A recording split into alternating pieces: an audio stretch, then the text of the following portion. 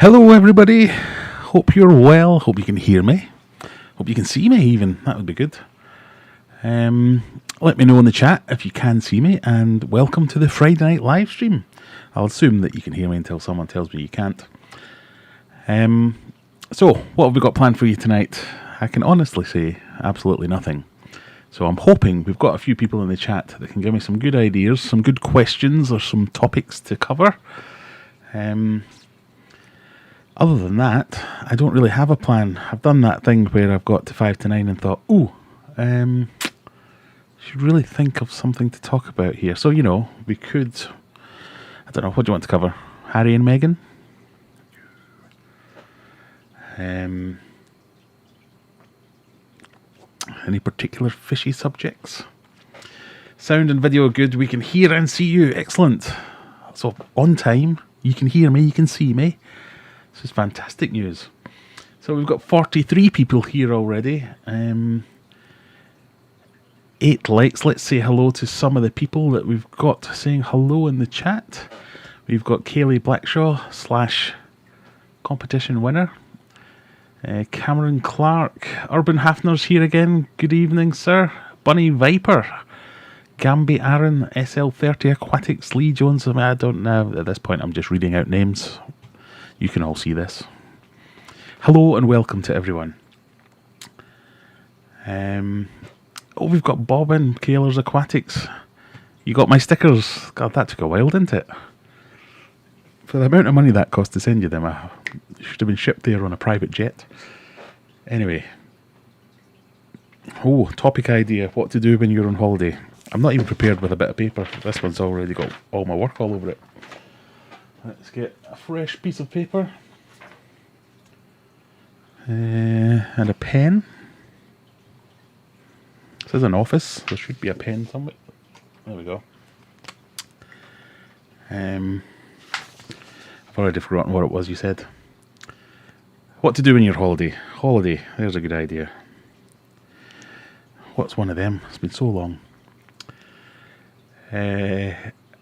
Hi Courtney Ayers, Courtney Smith, 44 viewers already.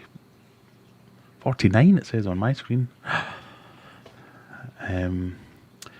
We've got Nathaniel Vlogs, whose Music Stories new channel. Prepare to be banned, Nathaniel. You need to behave better tonight. No spamming the chat. No. Big news. I don't know if I have actually done it or not, but changing over from Streambot. Chatbot. Chat's not got chatbot either. What's it called? The chat thing that annoys everyone. Bear with me. Anyway, I've changed it. I've got rid of it and I've changed over to Streamlabs OBS, which has Cloudbot, which shouldn't be quite as restrictive when it comes to people talking in caps and things like that. Nightbot. There's the one. Although I think Nightbot is still turned on, so we might get a bit of both. Well, we'll see how it goes. So something that we might try later on. Nightbot, that's the one, yes. Apologies. If you remember last week, all the confusion around one of the giveaways was when someone typed ! Winner. Now, if you try heist, !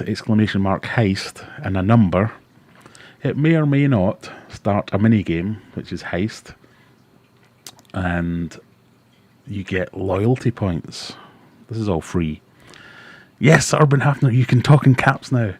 Only if you're a subscriber. So someone who isn't subscribed, if there is anyone who's not subscribed, try talking in all caps and you should get a message saying this is something that's saved just for subscribers. And then it'll tell you, but subscribers know not to do that because it's rude. So there you go. I've shamed you all now for doing that. But anyway, if you want to try it, try ! Heist and then a number, which is the amount of points you're willing to risk on the heist. I had to watch 2 videos on this before we came on to see what the hell a heist was. It's a mini game. You get to try and, it's meant to be about like raiding a bank or something like that, where you go in and you get so many points. You get loyalty points for being a subscriber, for being a top commenter. There has to be a space, Scott, I think, between heist and the number. And then eventually I think the idea is that the people with the top loyalty points get some kind of recognition, and then maybe I'll give you a prize or something like that. It's going well so far with nobody able to actually start the heist. So if you do exclamation point heist space a number, and we'll see if that works. But we might get kicked off with a quick giveaway, or a quick keely as we like to call them. Tonight's tipple is a small bottle of Hop House 13. Still not sponsored by Hop House 13, so if anybody's in the industry, you know. Okay, none of that looks like it's working, so, you know, this is a great start. Let me just quickly... I like that, Urban Hafner. I'm going to have to come up with a new name. I can't call you Urban all the time, it just doesn't sound right, unless that's your actual name, in which case I apologise. It's obviously not working, so let me... And like I say, I only did this 10 minutes before the stream started. We'll have to go in and have a look and see why it's not doing nothing. I know why it's not working, because I haven't turned it on. That always helps. So, to start a heist, you need a minimum of 3 people to join the heist. Maximum of 50. It'll then give a couple of minutes, it'll start the heist, and then there'll be a cooldown period. You get a higher chance to win if you are a subscriber or a moderator. A viewer has a slightly lower chance of winning. I think that's it, yeah. Don't have to be a member or anything, it doesn't actually make a difference in that way. Right, so let me save these settings and see if that makes anything actually happen. If I go into loyalty, apparently I can give points to all viewers. So let's give you all 100 points and see if that helps with anything.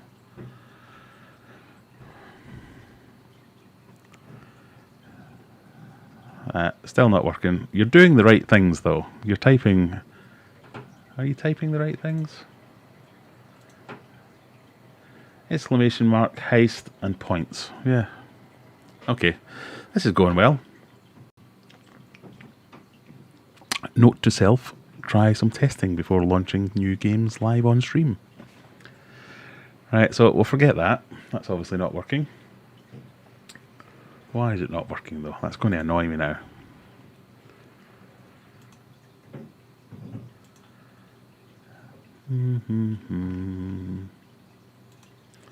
Don't forget to add mod Streamlabs by going to your YouTube settings. I'm pretty sure I've done that. Yes, I've done that. There's now 56 people watching me scramble and try and get this working.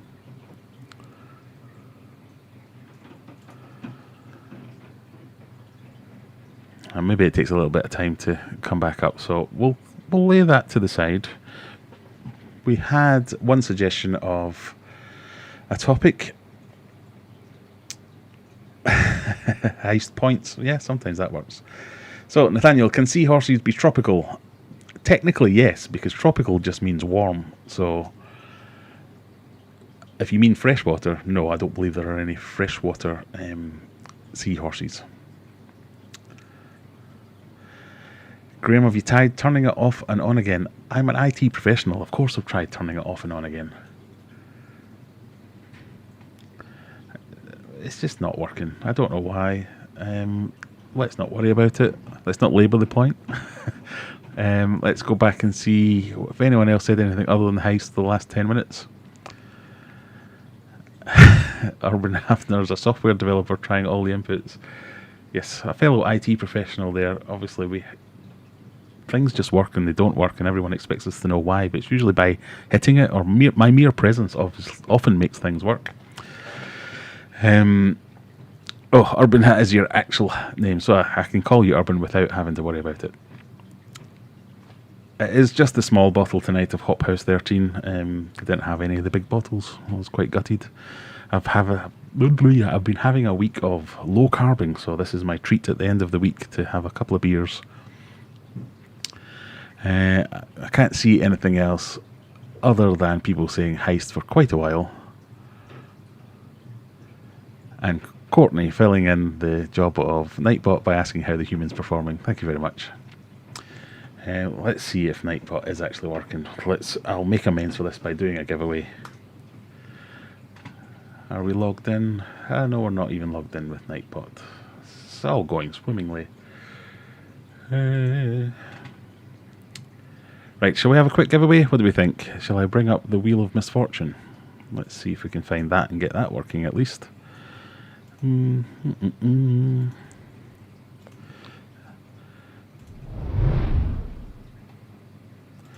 we go. We've got the Wheel of Misfortune here. Here.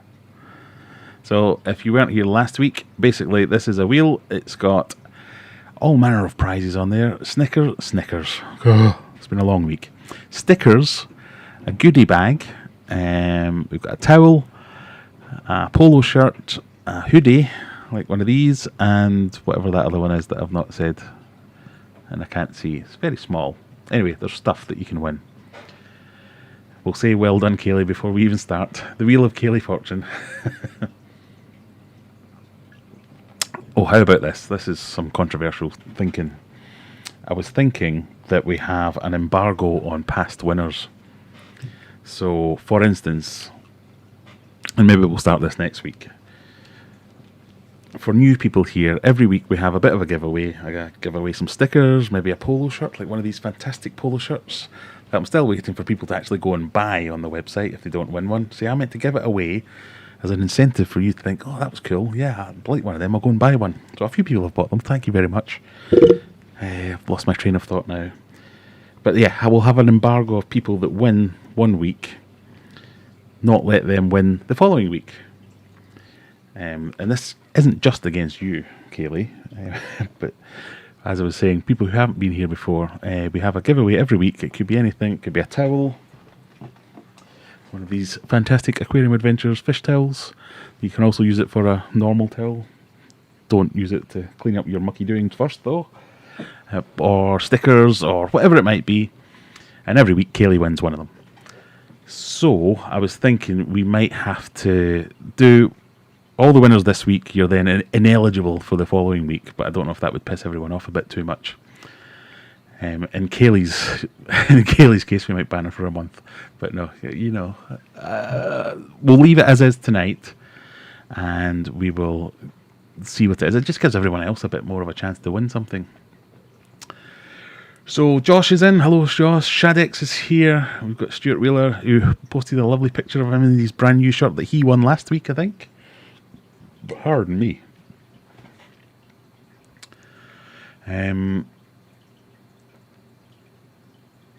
Yeah, the heist thing isn't working, Callum. Sorry, I give up. So we'll draw a line under this and all previous things before that. But let's see. We'll do a quick giveaway and see what someone can win. And we do the giveaway. I forget how we do the giveaway now. How do we spin the wheel? Come on, Graham. Engage brain. I have to go over here and I press a button somewhere. Just talk amongst yourselves for a minute. No, that's crashed. That's always good.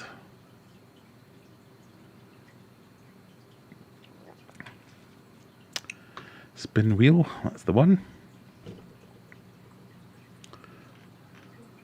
And then spin it. Right. Okay. If we're ready. Apologies, I'm really labouring this point. But we've got the thing here. It's going to spin. It's going to land on a prize. And then we'll pick up winner from someone in the chat right now. So let's spin the wheel and see how we go. He says, yay, it worked.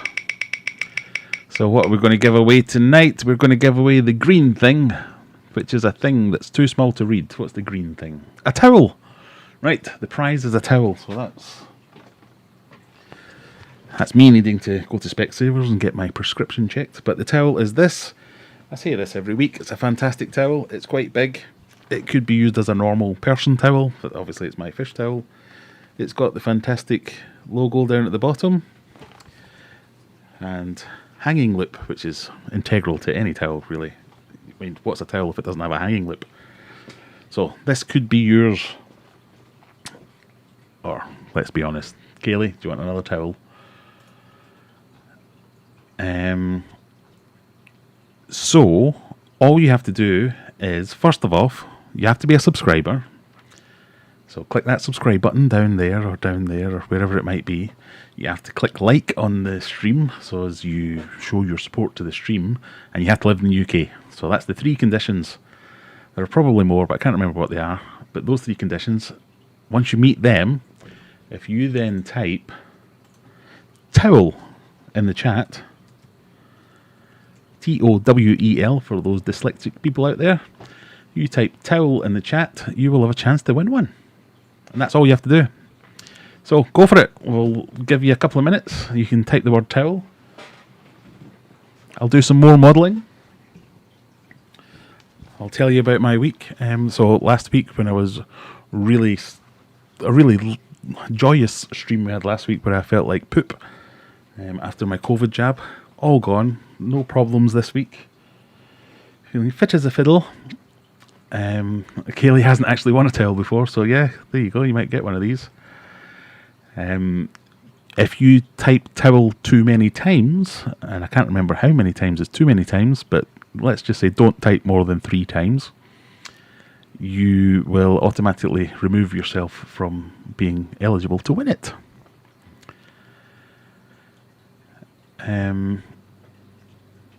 Yep, towel, you're all spelling it correctly. It doesn't really matter whether you type it with capital letters or not.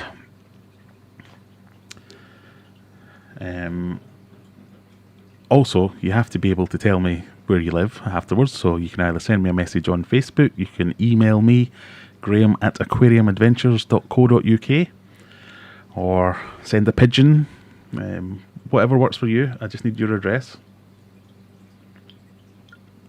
The third rule was either, so 3 rules: live in the UK, be a subscriber, click the like button.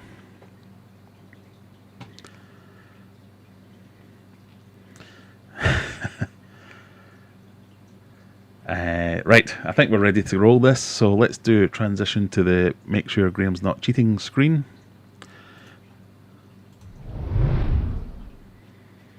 There you go, here's the Nightbot Giveaway channel. So as you can see, everyone's mods aren't eligible. There you go, mods are eligible. You were on the keyword Vice. Channel members don't get any extra luck. Regulars don't get any extra luck. It's just typing in the word towel. And as you can see, we've got 46 eligible users. So let's click the button and we'll see who wins it. Shadex! We've got a contender for most winningest winner. You won a prize last week, didn't you? I think you got some of the stickers or something like that. Congratulations. So you don't need to send me anything because I've already got your address details from last week. So, for instance, this is what I'm proposing we do from now on. Shadex is now ineligible from any future prizes. For, let's say, I don't know, a couple of weeks, something like that. I'll think about this and I'll publish some rules somewhere. I just think it gives everyone else a bit more of a chance to win if it's not the same person winning over and over again. I don't know why it's doing this sort of thing, but at least it's not Kaylee. Not that we've got anything against you. Anyway, well played. You've won. You've got a towel coming your way. I will send your details over to Phil. So Phil is Phil in the chat. He's one of the moderators now. He runs Elite Logos for You, who make all my merch, all my good stuff for me with the embroidery. So I shall get your details over and we can get that out to him. Anyway, let's switch back to Big Me. We've gone back to Big Me with wheel still on. Bear with. There we go. So, we're back again. So let's dive into the first topic that I wrote down so far. What do you do when you go on holiday? A number of things. So I have, so I'm assuming you mean with my fish tanks and things like that. I have fish tanks in all rooms, basically. And I'll do slightly different things depending on which tank it is. Pardon me. In the fish room, I have an auto water change, and I don't do anything there. A lot of my tanks, I run automatic fish feeders, but I really don't like them running when I'm not here. So the first thing I'll do is I'll go around all my tanks and take off the automatic feeders, because they do fail sometimes, and it's kind of fine if I'm around, because if they dump in a whole week's worth of food, I can usually find that at worst the next day and scoop it all out, do a big water change, everything's happy. But if that was to do that while I wasn't here and then sit for a week, that would cause all kinds of mayhem in the tank, and you don't want that. So I definitely recommend not using automatic feeders, unless you have been using an automatic feeder so much that you trust it implicitly, it's never failed on you, and you're more than happy to bet your entire stock on it, basically. That's the only way I would use an automatic feeder, so I just take them off. Any fish that I've ever kept has always been fine with up to 2 weeks of not being fed. They will be fine. Unless you've just set up a brand new tank, there will be things in that tank that fish can graze on and eat, and they'll all be fine. So don't worry about food. I usually try and do a big water change as close to me leaving as I can.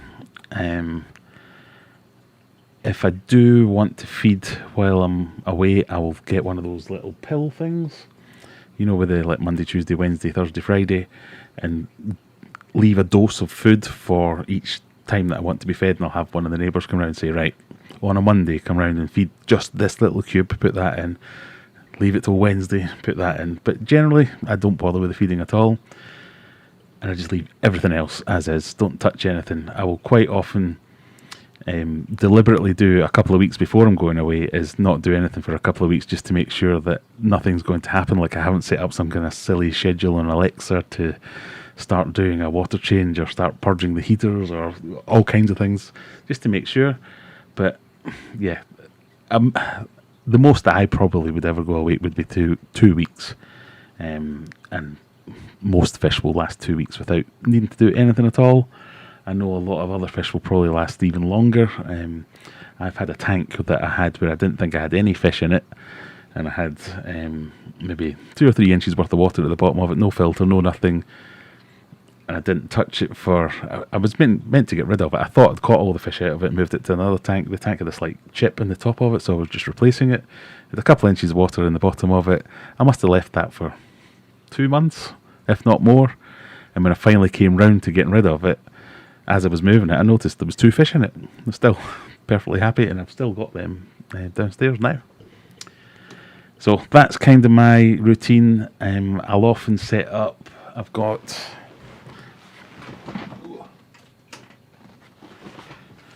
things like this. So this is it's called a Ycam. It's just a really cheap IP camera. So I can set these up. You can set them up with a dynamic DNS address or a web address. I can point it wherever I want. It just takes a USB connection. So I'll put maybe one in the fish room, one in this room, one in the big tank. I think these cost about 15 quid or something like that. They're perfect for that. And I'll maybe check in every few days and just make sure everything's still compos mentis. The lights are on when I'm expecting the lights to be on. Everything runs on timers. They're still full of water, and if something was horrifically wrong, I could get one of my neighbours to come round and start mopping up, I guess. It would be the only thing.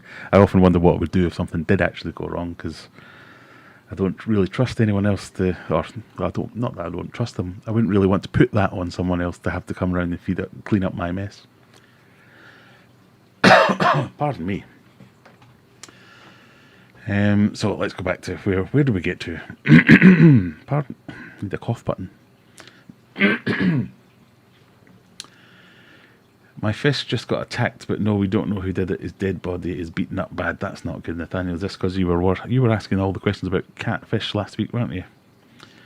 Something been eating your fish. Urban has left my guppies for 4 weeks without food. Not sure it works for other fish. 6 weeks actually. Yeah, I mean, like I say, there was guppies that I was talking about there that they lasted. So that was at least 8 weeks, if not more. No food, no light, no filter. Not much water, and they were fine. Stuart says, I heard once that someone didn't feed their fish for a month, at the end of which the fish were perfectly fine and the water cleaner than it had ever been. Yeah, that was probably me. My fish pretend they need feeding every time they see a human. My fish are very much like that as well.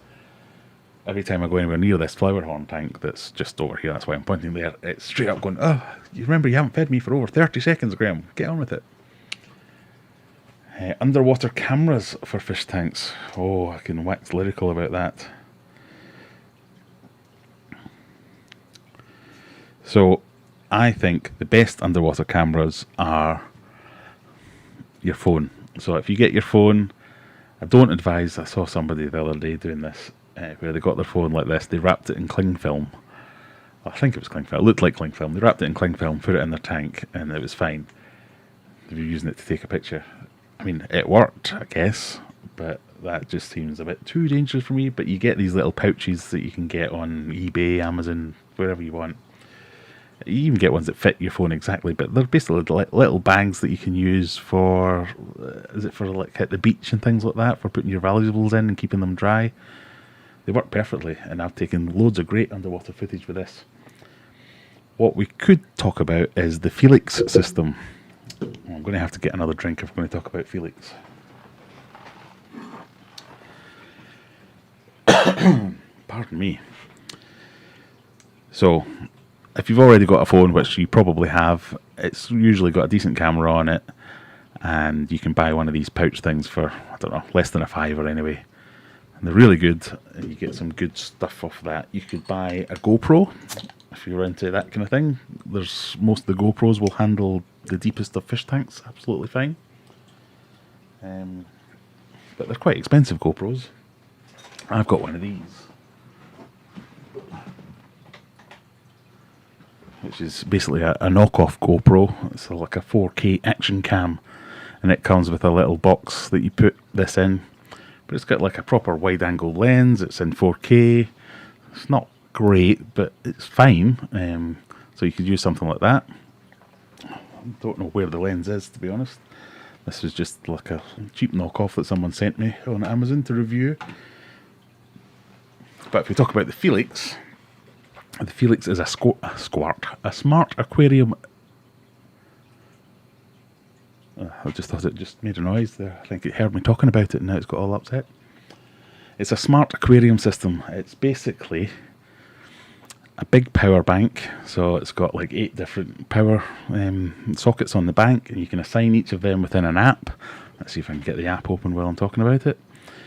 And you can set schedules, you can set timers, you can set all manner of things within the app itself. So there's the app. As you can see, mine at the moment, I've only got my lights, which is Viper Spectre. I've got my filter pump, I've got my heater, I've got a skimmer, a surface skimmer on in there. But they're off at the moment. But you can assign schedules to all these things. You can switch them on and off by using the app. And then up here, it'll measure your temperature, your pH. You can configure it all to do various different things. It has what it calls an AI and an automation section. The automation is things like if this then that rules, where you can set your own things. So if the temperature goes below 22 degrees, send me a text message to tell me that something's wrong. Or if the skimmer's been on for more than 5 hours, turn it off, or whatever you might want to do. It was meant to be so much more, and they're starting to add in some of these features. Like it was meant to use, it has a camera that sits in the tank as well, so it was meant to use the camera to monitor your fish health. So if you had some fish in that tank, it would record them over time, and then eventually, if it saw some erratic behaviour from a particular fish, it'd go, something's wrong, I'm going to send you that. Or it would have, I don't know, common problems like, and I don't know this for sure, but if a fish has ick, it would say, well, if that fish has got lots of white spots, I'm going to diagnose it with ick and send a message to me to tell me that one of my fish has ick. So I might not see it because I don't see the fish all the time, but the camera would see it. That bit hasn't quite got there yet. But as it's kind of a direct competitor with things like the Apex and the Neptune Apex system and things like that, and it's probably as good as them, if not slightly better. But it's been plagued with some early adopter problems, shall we say. So I was an early adopter. This was a Kickstarter campaign, so I got it as part of that. I wish I could show you this now, but I did make a video on it basically. So it's got 2 rows of plug sockets but they're configured in such a way that in the UK you can't actually fit plugs in both sockets because they foul each other, so they clash. They promised me time and time again, oh yeah, we're going to get that sorted. In fact, we're going to send you a brand new unit that's specific for the UK. That must have been about 6-7 months ago now. Still waiting for that. They do keep telling me they are going to get it to me at some point. I keep wanting to make a video about it because I think it has got lots of potential. I was going to put it on my big discus tank eventually. That's where it's going to go. At the moment, it's just sitting on Humphrey's tank, so as I can keep an eye on it. The best thing about it, it's got a Night Rider light, a green light that just goes back and forward. In fact, should I attempt to try and show you it? Whoa, let's give it a bash. This camera's plugged into all manner of things. Oh, you can't see it because of that thing. No, that's not going to work. Sorry. The monitor was in the way. And you're connected with power leads and stuff. Anyway, it's got a Night Rider light that goes back and forward to say that everything's working and it's still happy enough. So that has a camera. So that's get back to the original point, Graham. Yes, well done.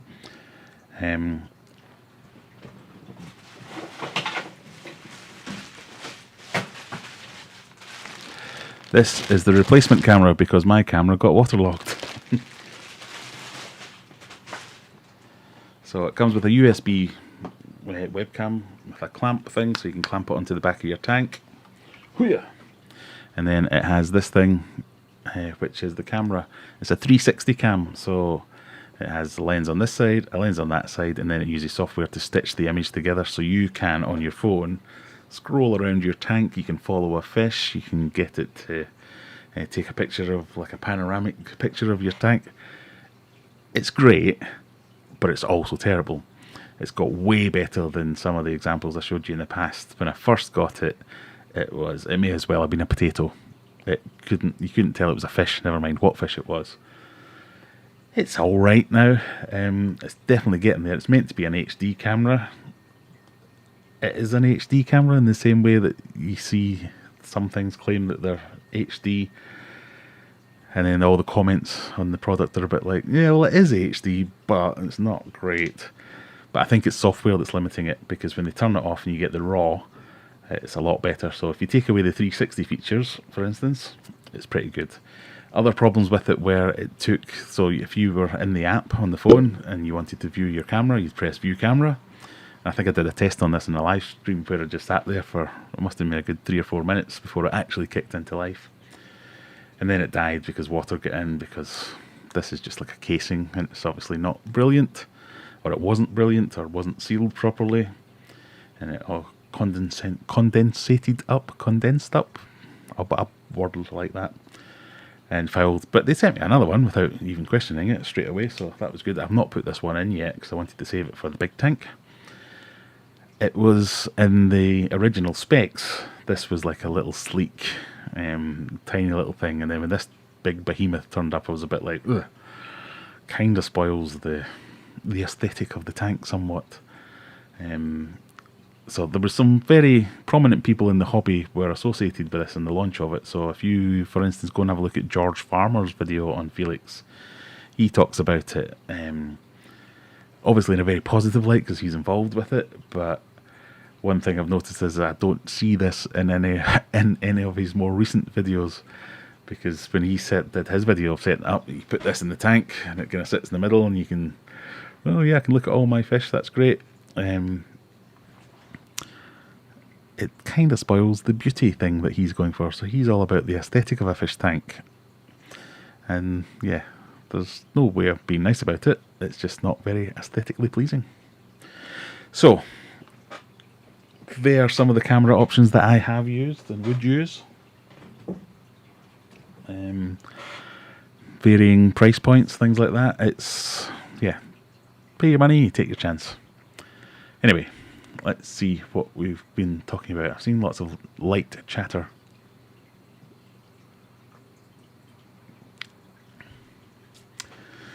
The best thing about that is the Night Rider light. Graham was 8 years old inside. Well, I was when Knight Rider came out, so yeah, anything with a Knight Rider on it sells. As the very next comment after that says, anything with a Knight Rider light on sells itself. Yes, Jab 1609. That was kinda 85, if not 95% of the reason I bought the thing in the first place.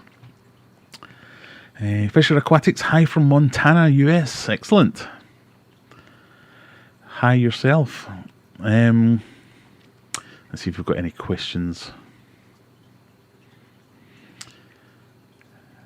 Have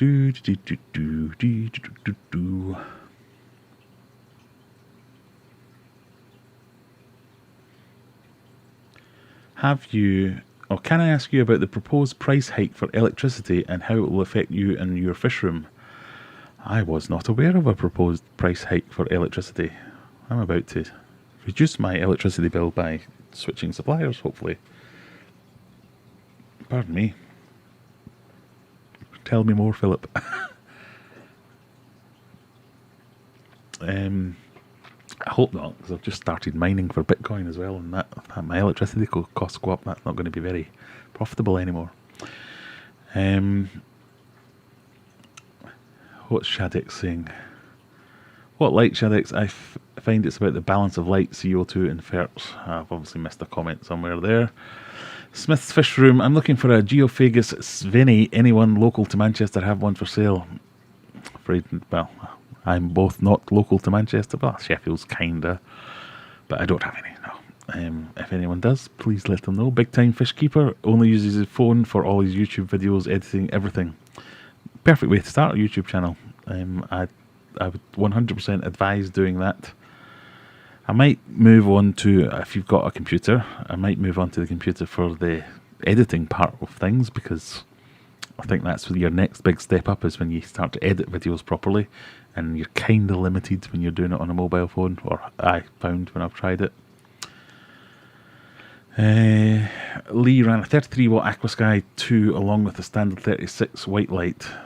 36 came on for 4 hours, Aquasky for 8 with ramp up and ramp down, and that was okay at growing plants. Colombo Flora Grow. Yeah, light schedules are really important for plant growth, and if anything, I found it's consistency of your schedule is the most important thing. So whether you keep it on for, well, no, saying that actually, but what I was going to say is whether you keep it on for 6 hours a day or 8 hours a day, it's doing that thing every day that seems to be the main thing to avoid issues with algae and things like that. But in saying that, I've had terrible problems with algae on various tanks, and even just reducing your schedule by half an hour and being consistent with that reduction has made a big change. Which nobbies hit the thumbs down? Oh my goodness, I can't believe it. I can't see a thumbs down, so I don't really care. And a thumbs down is just as good as a thumbs up, really. It's all about the engagement, as they say. Or maybe Joy stopped by. Hello, if you're here, just to give me some love. Oh, we're all behind on here. What's going on? I'm going to have to switch back to this other screen because the chat's gone a bit wonky. I did see something from Wendy somewhere about a question about discus. Wendy Badley, question: as a new discus keeper, how often do you feed your discus fish? Mine are around 5 to 6 inches, and I'm feeding them twice a day, a small amount. I'm worried that I may be overfeeding. Not necessarily. I try and feed twice a day for all my fish, and they're about the same size and up from there. It's more important when they're young. They need like 4, 5, 6 feedings a day of small amounts. The way you find out if you're feeding too much is if you put food in the tank and it's still there 20 minutes later, they're full. If they're still grazing at it, then they might just be slow eaters. But if they're visibly finished eating and there's still food lying around, then you've hit the limit. But small and often, that's fine. I quite often will feed a little pinch every now and again, maybe 5 times a day. I don't think that's a bad thing. It's more about what they will eat.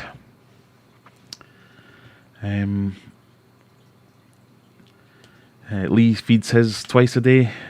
Stinkers 1.5 blocks morning and same at night. I tend to feed mine One in the afternoon and one at night, if that makes any difference.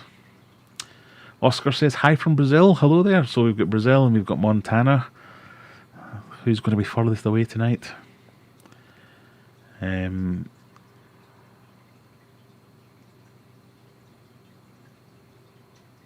Yes, so Wendy's are stinkers as well. So Ashley, sounds like you're on the right track. It does indeed, yes. Go with it. Nightlighter right sells it for Kaylee as well.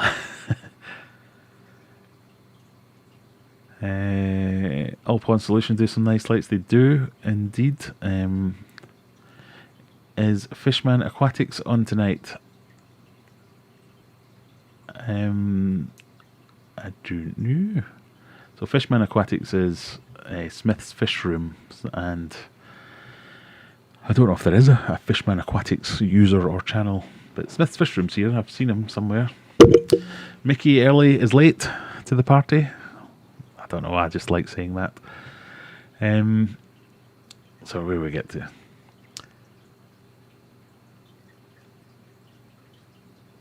Bunny Viper's got a question for me. Can the Felix system run more than one tank, assuming it has enough plugs? And would you please repeat the name of that 360 camera? So it can run more than one tank. So another use I was going to have is for these two tanks below. Basically, it can run. You decide what you do with the sockets. So if you plug in the lights for two different tanks, then yes, you can run two different tanks. It can't run a camera in both tanks because it only comes with one camera, but you could, I suppose, buy a second camera. I don't actually know what the camera's called because it's the one that comes with the Felix.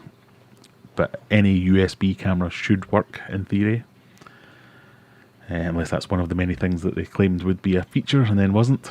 One of the other features that was meant to have was meant to be like a power bank, so as if you lost power it would continue to, you could choose a socket that had an air pump or something like that and it would keep doing it, but that never came either. Electricity price hike in April. Got a locked-in deal, makes no odds to me for 2 more years. I had not heard anything about this price hike.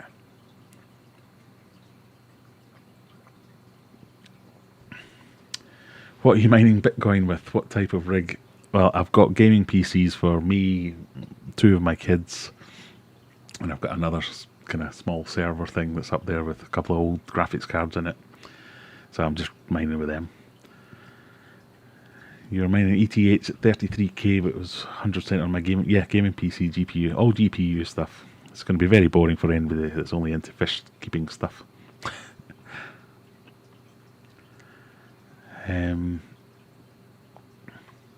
Phil Clark's after some stir-by, as am I. I'd like to get some stir-by, so, you know, anyone that's got any of them, let me know.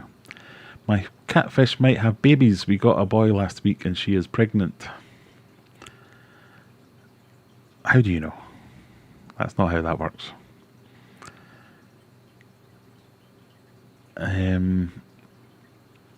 Martin Lewis's program talked about it. Asked because I know that nearly every fish room, biggest enemy is heating the fish room. How does it affect me? If my electricity costs went up, it probably would affect me. I've tried to back off as much of the electricity cost in my fish room as possible, so I only run. You might have seen in previous videos, rather than having a heater in each tank, I've got some of those like reptile heaters that run quite low wattage and set them underneath the tanks. That seems to do pretty well. I also have my tumble dryer in that room, so that with 3 kids all at school, that runs quite often every day, and that keeps the heat up. I don't believe you really, I mean, I do run everything quite hot in there because I can, but I don't believe you really need to run heaters in every tank. Often, when you get to a certain point, often heating the room is cheaper than heating each tank individually. And even though I say that, heating the room, once you get everything up to heat, as long as your insulation's good, it's fairly easy to keep it at that heat. So I've got thermal curtains and I've got polystyrene behind all the racks at the back to keep the heat in as well. It's quite a small room, so it keeps the heat in that way. So hopefully it won't be too bad. But yeah, I mean, it's one of those things. The electricity costs go up, then the cost of the hobby goes up. Yeah, but I don't play golf or anything like that, and the cost of those hobbies are astronomical as well. So I don't really mind. How is the human performing? Yes, let me know. Utilities is my thing. Oh, I can't see that. My eyes are going. I'm getting old. Bitcoins and most alts have been certainly keeping me happy for years. I bet they have. I wish I had started earlier. I bought a Bitcoin. It must be... I can't remember. I wanted to buy something off the dark web, and I could only buy it in Bitcoin. So I think I bought a Bitcoin for about 400 quid. And now they're about 40 grand. I wish I could see the future.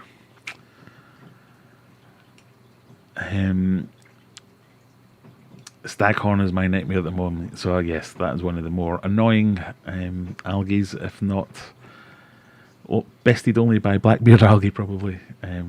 But yes, trying to increase the flow, I think that's a really good shout probably. Alan McHale's he says Testra, he doesn't say that at all. He says Tetra test strips 6 and 1 are mints.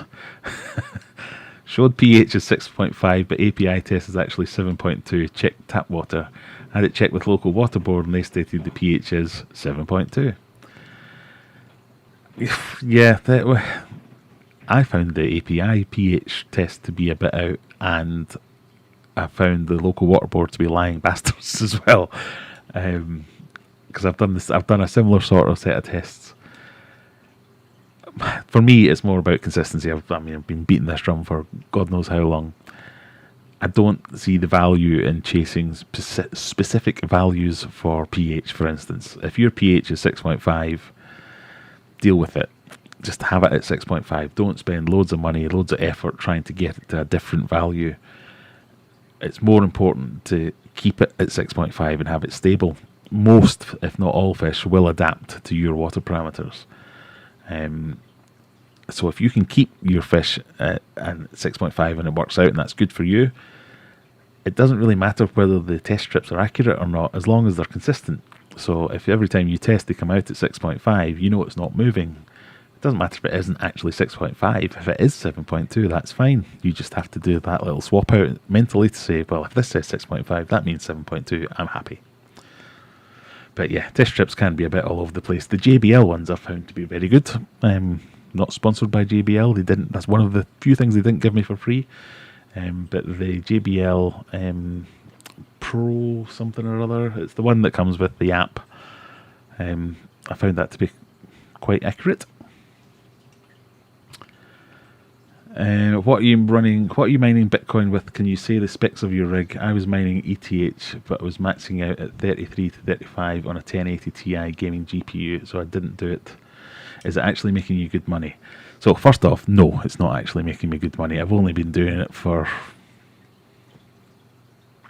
a month or something like that, and I think I've made about 60 quid before paying for my electricity, so probably made about 40 quid. It's probably not worth it, and I probably won't keep doing it. I was going to set up, I've got a myriad of different graphics cards. None of them are particularly good. In fact, let me start it up, see what kind of rates I was getting. I'm just using nice hash.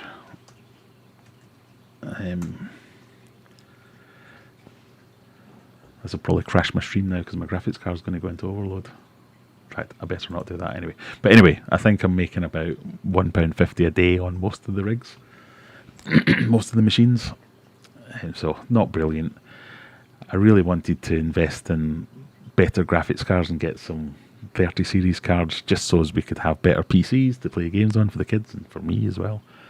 And then obviously mine when they're not playing games on them, but just couldn't get there. You just can't buy a graphics card for love nor money these days. Even so, I think one of mine has got so I've got a couple of AMD cards in my server at the moment. The RTX 580s or 590s, which I bought for about 200 quid maybe a year ago or 2 years ago. And even them, second hand, they're going for like 300, 400, 500 quid. It's ridiculous. So for everyone else that has no idea what any of that is, don't worry about it.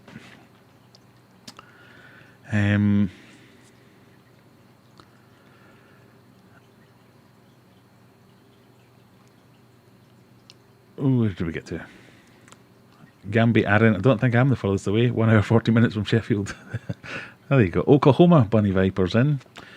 Jen's in, back from work. I saw your post where you had a touch of insomnia last night, Jennifer, and she posted on Facebook that she'd knitted or crocheted a little hat with some elephants. I had no idea elephants could crochet.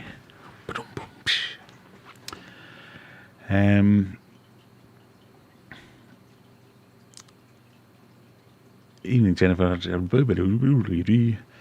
But when you're mining on a gaming PC, are you actually making money? When you work out electric, I was scared I'd kill my card at 100%. So I am making money, but not enough to make it worth it. I did have plans to buy a bunch of graphic cards and build an actual mining rig with a mining motherboard, and I bought a bunch of third-party risers so as I could get my rig together. So I've got everything except the graphics card ready to go.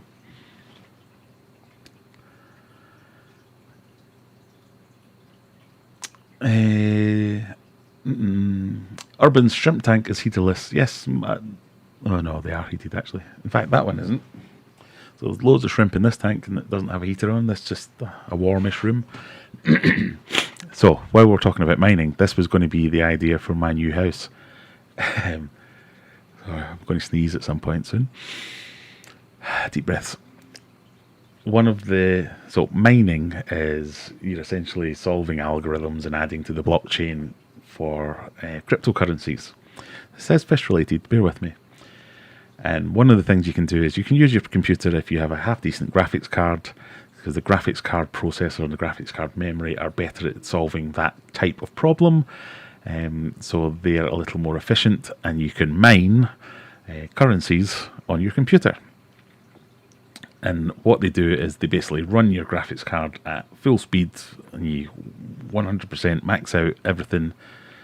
You don't have to, but you can 100% max out everything, and it kicks off a load of heat. So one of the biggest problems is how do you cool your graphics card to keep it efficient, and how do you exhaust the heat so as it's not wasting heat.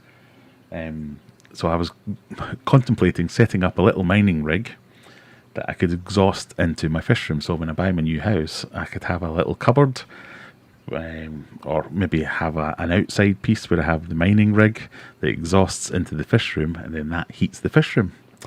Big brain. So I've got this thing here earning me money, which is going to pay for any electricity I do use, and also providing the heat for the fish room.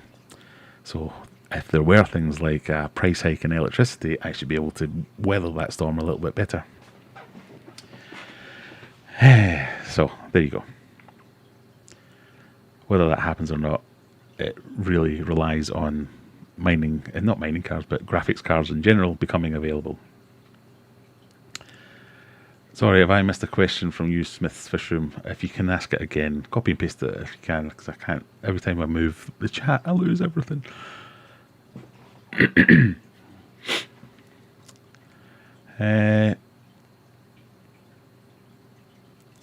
Big Time Fish Keeper says, tell you what, Graham, my BNP, Bristlenose Pleco rather than racist political party, is doing fantastic. They love the cucumber and smash it to bits. Brilliant. Bunny Viper, thank you. And the 360 camera was called, it's just the Felix 360 Smart Cam or something like that. I don't think you can buy it separately. I think you can only buy it if you get it from Felix.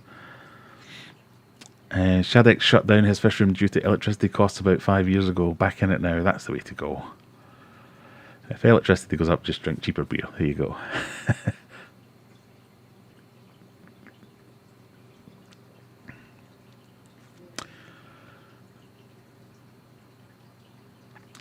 Did your Kent Marine skimmer ever settle in and produce a scum, or did it just fizz like a shook bottle of Sprite until you finally got rid? I don't think I ever did get rid of it. I'm sure it's in a box somewhere. But no, it never did settle in. I gave it months as well, but no. It was just too footery, but I think it was just possibly because... So, this is referring to an old video a while back when I had a marine tank, and I got an internal skimmer. It was called the Kent Marine Skimmer. But it just made me feel like an idiot, because I was sure I was doing something wrong, but no matter what I tried, yeah, it just didn't It didn't work. Any advice, people, on an L200 Green Phantom Pleco? I've never kept one, but they are pretty awesome. I think they've got fairly similar requirements to things like bristlenose plecos and things like that. So they are fairly easy fish to keep as far as I know, but having never kept one, I'd be a bit worried about giving you any more advice. Josh, I sent my water off for professional testing. I used JBL Master Kit without the silicates and stuff and found pH, it was 0.5 out maximum. That's not too bad, as you say yourself. Yeah, I do like JBL stuff. It's quite good. Are you available to call tomorrow? I have a crypto that's easier to mine. Well, yeah, by all means, let me know about your easy to mine crypto. Not a pH chaser, however. One Scientific will conduct a full water analysis for around £30. I don't know them. One thing I will say about a lot of these water test companies, Aaron's Aquariums, Michael Aaron's, he did a video a good couple of years ago now about a company he sent his water off to, and it was like a subscription deal where he sent his water off, and they would come back with the results. And it just it triggered me, because I was thinking, how is he getting results that are so specific? Because it was like to 3 decimal places. He was getting all the various tests were coming back so specific. I'm going, I don't know of any test that can be that specific. Even like some of the proper industrial stuff that people use, they just couldn't get that specific. So, and I asked him who it was he used, and he told me, and they were a complete scam. Basically, I googled them. They had a website that was a complete fake website, ripped off pictures from all the other places. The address that they listed was a kebab shop, in a completely different place to where they said they were.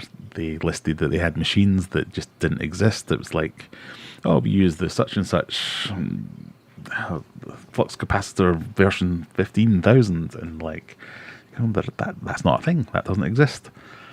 Yeah, so they're just making up the numbers as far as the test. So, I mean, I never did anything with it. I told him, obviously, but I never did anything with it, like trying to expose the big bad people or anything like that. But they were basically just sitting there with an API test kit or a Salifert test kit or something like that, and just manipulating all the numbers and putting them on a spreadsheet and making it look good and raking in a bloody fortune.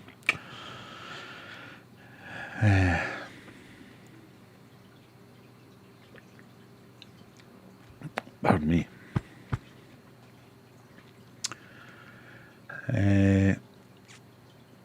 Where did I get to? Profit. Yes.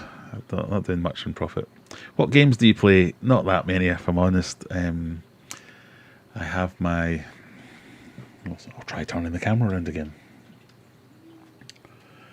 I have my steering wheel up here and the pedals underneath the desk. So I quite like all the sim racing games and the Formula 1 games and things like that. I do have another channel called... I don't know what it's called, actually. Oh, it's just my name, Graham Kerr, where I have put up a couple of gaming videos on there. I like playing all kinds of things, but I'm terrible at the proper games, you know, like your COD and stuff like that. I don't know why. I'm the guy in any squad that run around shooting his feet, or just shooting randomly into the air because I can't figure it out. I like the campaigns and stuff. I'm just not any good at the online stuff. So driving games, Tony Hawk's, the skating games, that kind of stuff. Really like all that kind of unconventional stuff. Anyway.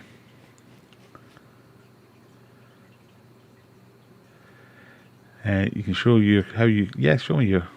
You should make a video about it, Josh. Those videos go for... anything that's to do with finances gets such a bigger rate on the YouTube algorithm. Basically, when you make YouTube videos, you make money. So YouTube will pay me every month based on the adverts they show during my videos. But because my channel's about pets, basically, they don't pay me very much. But if I was to make a finance video, So I think my costs, so you get CPM and RPM, which is cost per meal, so cost per 1,000 views. It's like £2 or something like that. But if I was to make a finance video, they go up to like £25 per 1,000. It's ridiculous. So yeah, I have been following a lot of the crypto miners recently, trying to learn some of the tricks, and I've tried a few of them, but I've just not got, there's not enough hours in the day for me to start getting into this properly. If I could find a bunch of decent graphics cards for a decent price, then yes, I would definitely look into this with a lot more gusto and make sure I was getting it. But yeah, I've just not got the time these days. Thanks for the input about heating your fish room because I have a garage waiting to be insulated. Yes, if you there's a post on my website, so aquariumadventures.co.uk, and I've got some pictures up there, I think, where I've shown how I've insulated the garage doors. So I've taken my garage doors and I've put polystyrene and cut it to fit, so as it fits inside the panels of the garage door. I've then layered that with some reflective bubble wrappy stuff, and then I've got some heating stuff on top of that, and it's all taped down, so that's my first line of defence. And then I've gone round and sealed all the gaps, got draft excluders, then I've built a wall, and then I've put the thermal curtains up, and then I've got the polystyrene behind the tank. So I've really invested heavily in the insulating it, so as it's, because it can be just as bad in summer. If it gets too hot, you spend all your money and your effort cooling the bloody tanks.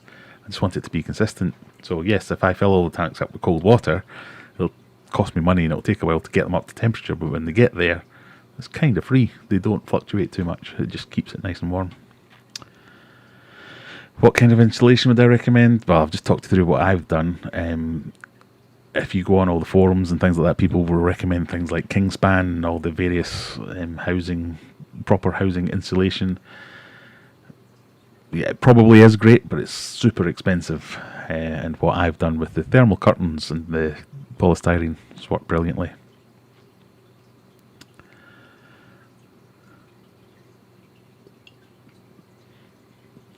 Water cool your PC and put the radiator in the fish tank. That's big brain stuff. Regarding mining for, this is turning into a Bitcoin stream. Regarding mining for Bitcoin, don't do it. Day trade using the APIs is much better. Turn my 1.5 Bitcoin into 7.5 Bitcoin.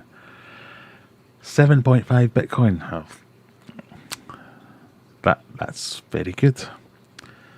I think you should be super chatting if you've got 7.5 Bitcoins. So 1 Bitcoin's about 40 grand. You're doing well for yourself there then. Reminds me of a chubby emu video of a guy who overheated in his sleep due to mining cryptocurrency. I'd be happy if my PC ran at 24 degrees.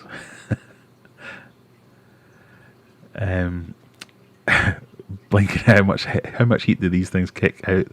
Can they heat a fish room? They most certainly can heat a fish room. So this is my small office. If I shut the window and I shut the door and I set my card to mine, in half an hour this room will be stifling. Yeah.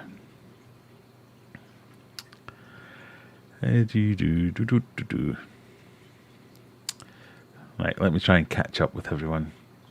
Have you ever been to Ward's Fish Shop? Brilliant shop, I would recommend. I have been to Ward's, the one in the garden centre. That's Ward's, isn't it? Let me just double check. Yeah, I've had a few fish from Ward's. Yes, that's a nice place. I would recommend it. New product launch, PC fish tank heater. Yeah, maybe one day. I've got a blue Phantom. He's mint. He's just the right size. Graham is right, just the same as a bristlenose. Josh is sending me messages here. Welsh Weeks received my fish food and stickers this week. Thanks, fish food. Fish love the food and the stickers. You're not meant to feed them the stickers. Hello all the late people. Welcome to the club, says Jennifer. Yes, we have to do the sponsored YouTube stuff now. If you would like to support the stream, you can click the subscribe button below, wherever it is, or the join button. You can become a member and get access to all manner of things that I can't quite remember anymore. Emojis and things like that. And you can donate to the stream if you feel the need. If you have 7.5 bitcoins, you can send me a super chat and I'll be very appreciative. And click the like button. How many people have we got? This is my public service now. 73 people. No, 69. Also, when I went into advert mode, a few have run away. That's fine. Click like, click subscribe, all that stuff.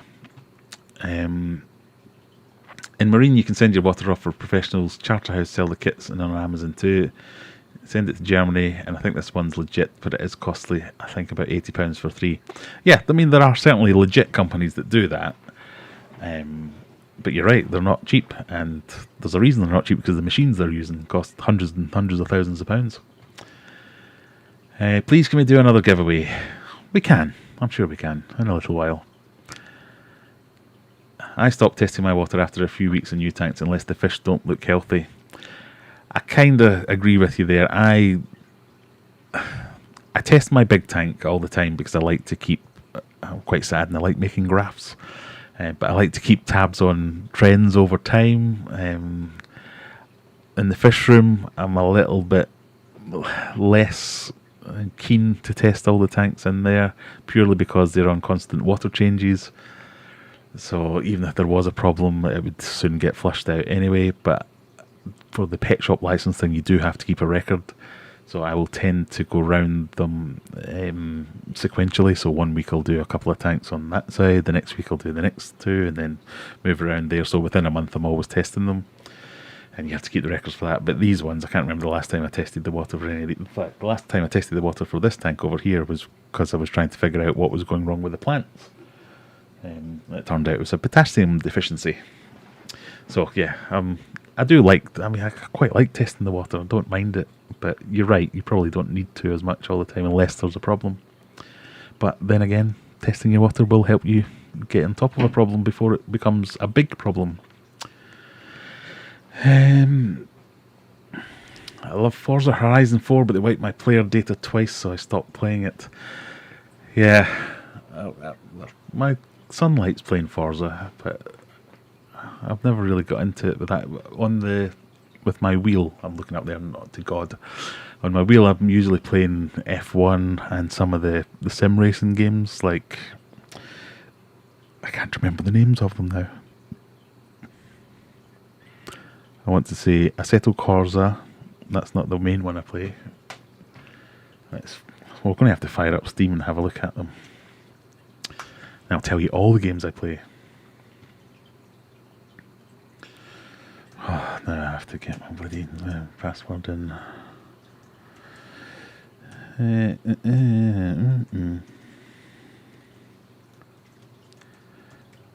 This is usually where I mouth out my password and everyone steals my bank details. Let's try not to do that.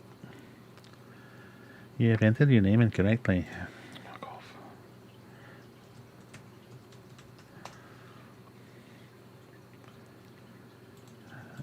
I can't remember my name or my password, so this isn't going to work.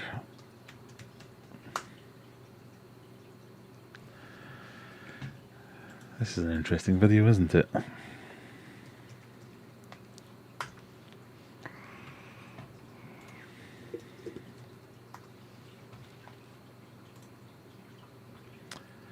Verify that it's you. It is me.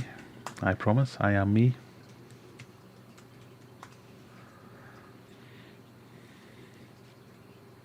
I missed out on an underscore.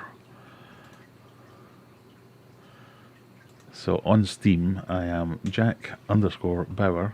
Can you guess what TV program I was watching when I made this account? 77.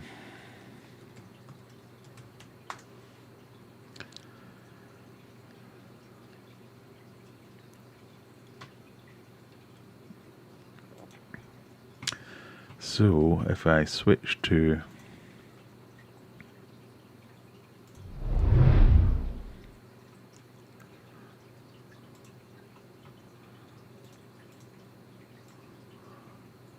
you see that? This keeps trying to dock. So there you go. I've got Assetto Corsa, Dirt 4, F1 2018, 2020, NASCAR, Project Cars, Race Room. Race Room, that was the one that I was trying to remember. I quite enjoyed that. What was the one? There was another one that was quite good. But I share my Steam account with my kids. So Among Us isn't one of mine, for instance. But yeah, I've had a go at most of these. But, well, some missing there. What's going on? Anyway, there's some of the games that I enjoy playing. I've noticed that Call of Duty's gone down in price, so I might have to actually invest in that soon.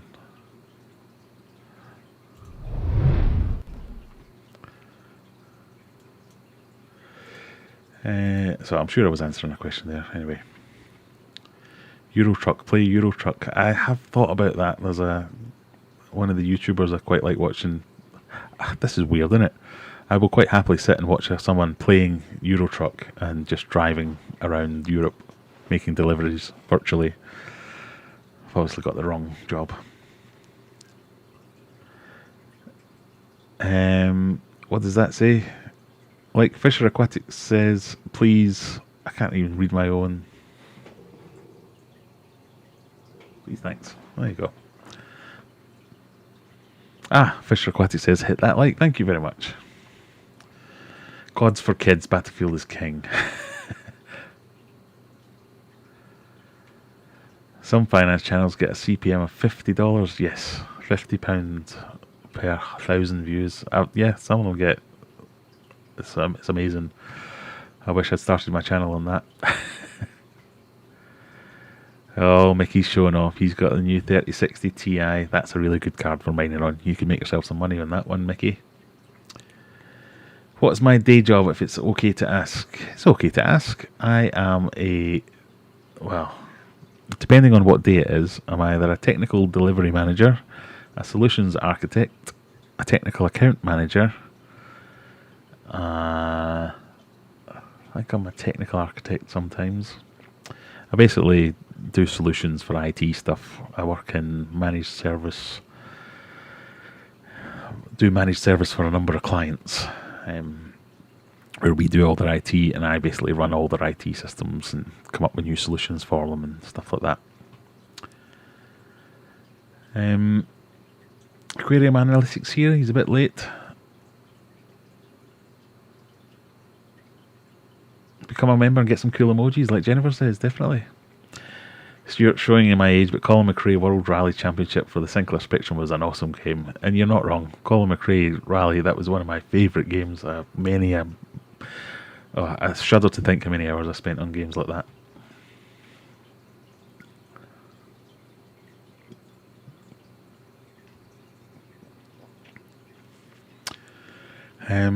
Siltworth Aquatics in County Durham was one of the best shops there's ever been. A tragedy how it all unfolded. Oh, I don't know anything about that.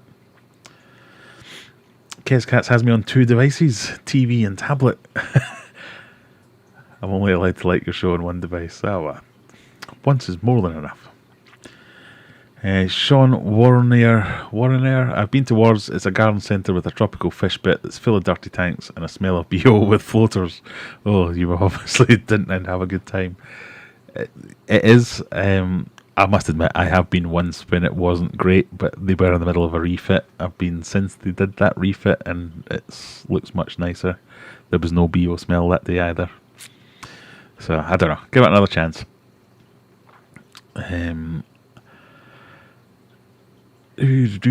Paul Horrocks is in. I have trouble keeping rams. Had 7 in the last few months and only 2 left. All other fish okay. Even tried it in 2 separate tanks. I feel your pain, Paul. I've also struggled with rams. I had some really good ones that were doing well. There's a guy called Stephen Chester who runs another. He has a fish shop now, but I think he's just stopped doing online stuff. I can't remember. Someone will type in the chat what the name of his place is. But he had some that he had bred that I got from him. And they were the best ones that I've ever had for a while anyway. And I only lost them because I think one of them jumped and I killed one of them. But they didn't die of the German ram disease. So I would look for a breeder. My number one tip with rams is look for someone who has bred them rather than a shop, because I don't know if this is true or not, but I just feel like the ones that you get from the wholesalers, they've probably been bred a bit too thinly and aren't very strong lines, and you struggle with them. Ooh.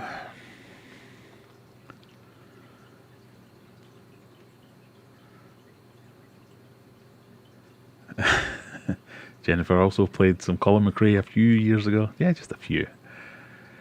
Graham, I think you have German rams somewhere. Any tips? Yeah, well, that's just as I said there. It's also, they can be gets as well. So often if you get a bunch of them, you can have no problems at all for a couple of years, and then two of them pair off and decide to breed, or three of them, and they will sometimes kill the other ones just to say, oh, no, we want this tank, thanks, away you go. So yeah, you have to worry about that as well later on, but it's really about finding the right stock to start with is usually a good start. Cyberpunk, yes, that was actually my eldest's Christmas present. Don't you just hate that with games? I think we paid about 70 odd quid for that game, and within 3 weeks or something like that, it was down to 25 quid. I'm like, I'm so Scottish. Anyway, you should play Subnautica. I have played Subnautica again. My lad's into Subnautica, and if he's watching this, he'll no doubt be typing here, I've completed it 1,000,000 times. Yeah, I quite enjoyed that. It was just quite... It had some weird bits that I found myself waiting around for an awful long time. So I don't know if that was possibly me or not. In the middle of this past, well, you may have to get COD for PC if it's cheap. Yeah, I noticed the COD had gone down because a couple of guys in work, they play COD together.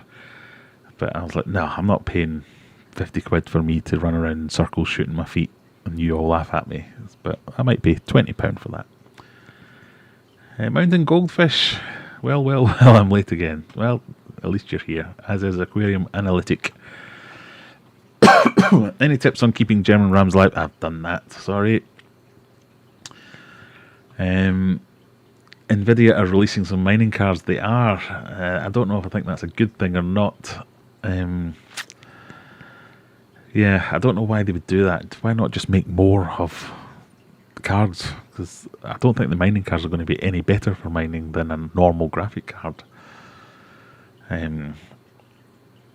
One thing I was doing was going around looking for broken graphics cards, so to see if I could fix them or see if it was just the output that was broken, because I don't care about the output.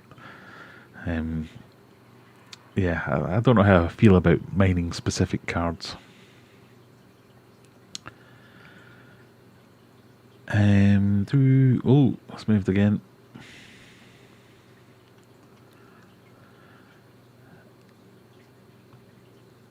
Came here for fish stuff, but I've been hit with the sad realization if I switch on the Xbox and try and play a game, we will be hit with a massive update required message. Definitely. Are you watching the comments from the bottom? No, I'm trying to watch the comments kind of in order, but every time I move the comments around, it just jumps somewhere. Scott says, yes, they're a waste of silicon. They could have used that to make more 30 series and people. Yeah, exactly. Why not just make more of the cards, more of one set of cards, rather than making mining specific ones? I don't know. Premier Aquatics. Yes, thank you, Philip. That's the one. That's what I was trying to go for. So I know that. So Premier Aquatics, he probably does get them from wholesalers now. But if you can get any of his, I don't know if he even has this, his private reserve of his own breeding stock, you'll probably get a lot better. Mickey has a guppy question. Let's get to that when I find my next beer. How many fry can live with the parents, and do I have to either move the fry or introduce some unrelated guppies to keep things fresh? So I'll start backwards. You absolutely do have to mix in some unrelated guppies to keep things fresh. Otherwise, in a few generations, you'll start getting more and more bent spines, thin caudal, pinduncles, or whatever they're called, the bit just before the tail. you'll just get more and more deformities the more and more inbred they become, as you would expect. So yes, you absolutely do have to mix in some new fry, new strains, stock, get the words right. As for how many fry can live with the parents, it's all about the cover, really. Guppies are quite self-regulating. They will eat their fry. It happens. Unless there's a lot of cover, the guppies are going to keep a lid on that. So if you're doing this for profit, for instance, you need to have multiple tanks and start getting the fry out as and when you see them, if you can. I'm totally against putting guppies into breeding boxes and letting them have their fry in there. I just don't see the point. All my guppy tanks are just heavily planted, and I get a really good success rate with the fry because they've got loads of vegetation to hide in, which just provides them with all those little things we talked about last week or in my last video. Loads of vegetation creates loads of micro foods for the fry to eat and a place to hide, and it's just a kind of perfect storm, the perfect environment to breed them. So you absolutely can. You don't really need to separate them from the parents. You will lose some, but you'll probably use just as many by trying to separate them into all these different tanks. Martin Laker asking why female cherry barbs die after spawning. I do not know. I did not know that was a thing. Often, and I'm not sure cherry barbs are like this, often with breeding behaviour with some fish is the male chases the female around relentlessly or vice versa, and after too many cycles too quickly, the fish is just worn out and they just can't hack it anymore. So it could be the case that there might have been a few spawnings, maybe you didn't see them all, and this is just one too many and she's just given up the ghost. I have heard of that happen, I've seen that happen. To avoid it, you really need to have things like lots of caves and hiding places and breaking up sight lines of vegetation. Again, planted tanks being really good for that sort of thing. That can help. Pardon me. Can you do a giveaway now? Not yet. I'm waiting for you to go to bed, Nathaniel. Maybe try the Bolivian ram, a bit more forgiving. I mean, some of the other rams are a bit more robust, but I find most of them are kind of in that ilk of just a bit too well or poorly bred, I guess it is.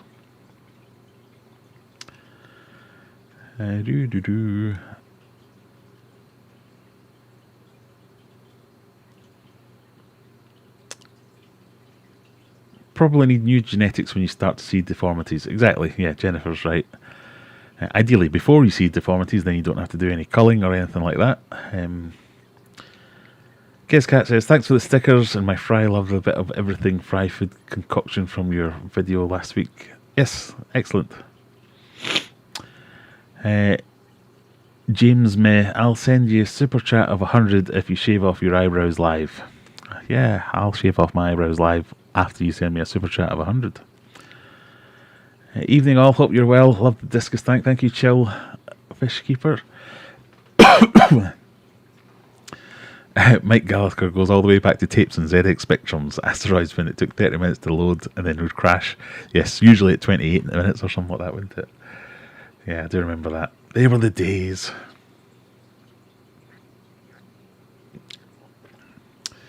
Crebensis are a stunning alternative, bred fairly easily for me. Scottish water though. Yes, Scottish water is like angel tears often. Crebensis, I love Crebensis. I got myself into a bit of trouble with Crebensis in that they were breeding too readily and I had hundreds of the buggers. But they are a very pretty fish. So yes, certainly an alternative to the rams. And they do breed quite easily and they do look after their fry quite well. They're not quite as killy as rams can be when they do breed, but they are aggressive. Pardon me. Jennifer's in your club, Mike. Cassette tapes in one machine in a school computer room.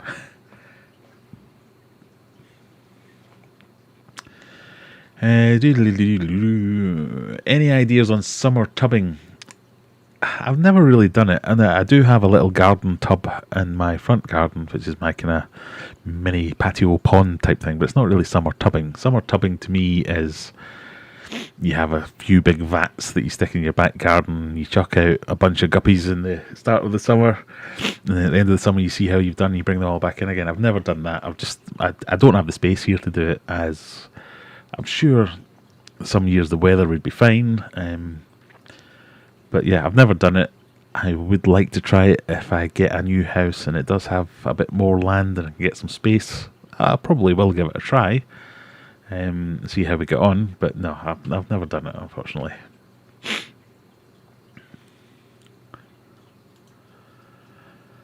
Lemmings was great. It definitely was.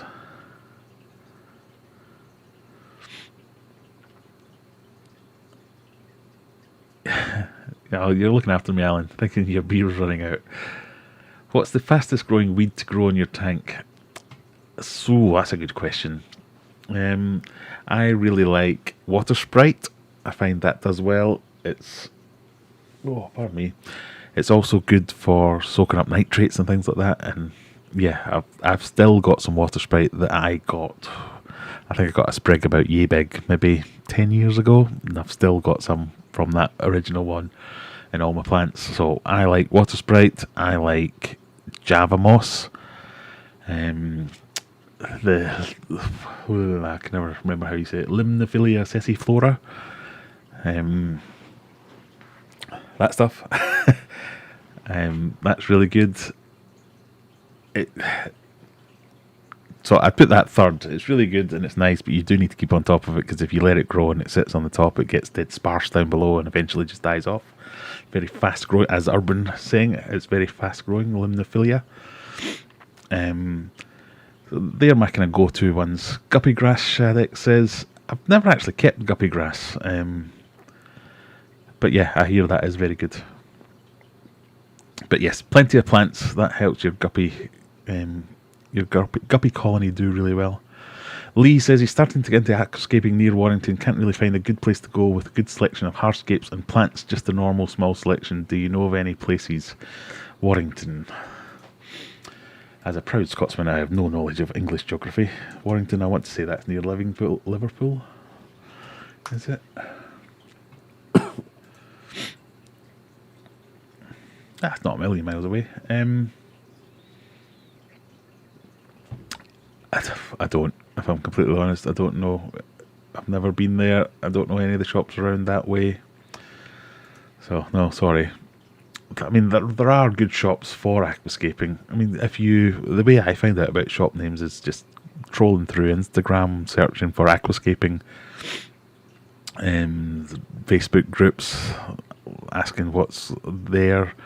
I know some of the bigger named ones, but yeah, I don't know each locality, unfortunately.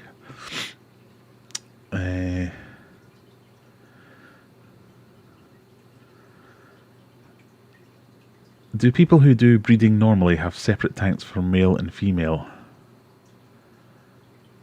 I don't know what you mean, sure. For guppies, are we still on, or something else? I want to say the obvious answer is, if you're keeping your male and your female in separate tanks, your breeding isn't going to be quite as successful as you hope, but I'm sure that's not what you mean. You need a test. Or maybe I do.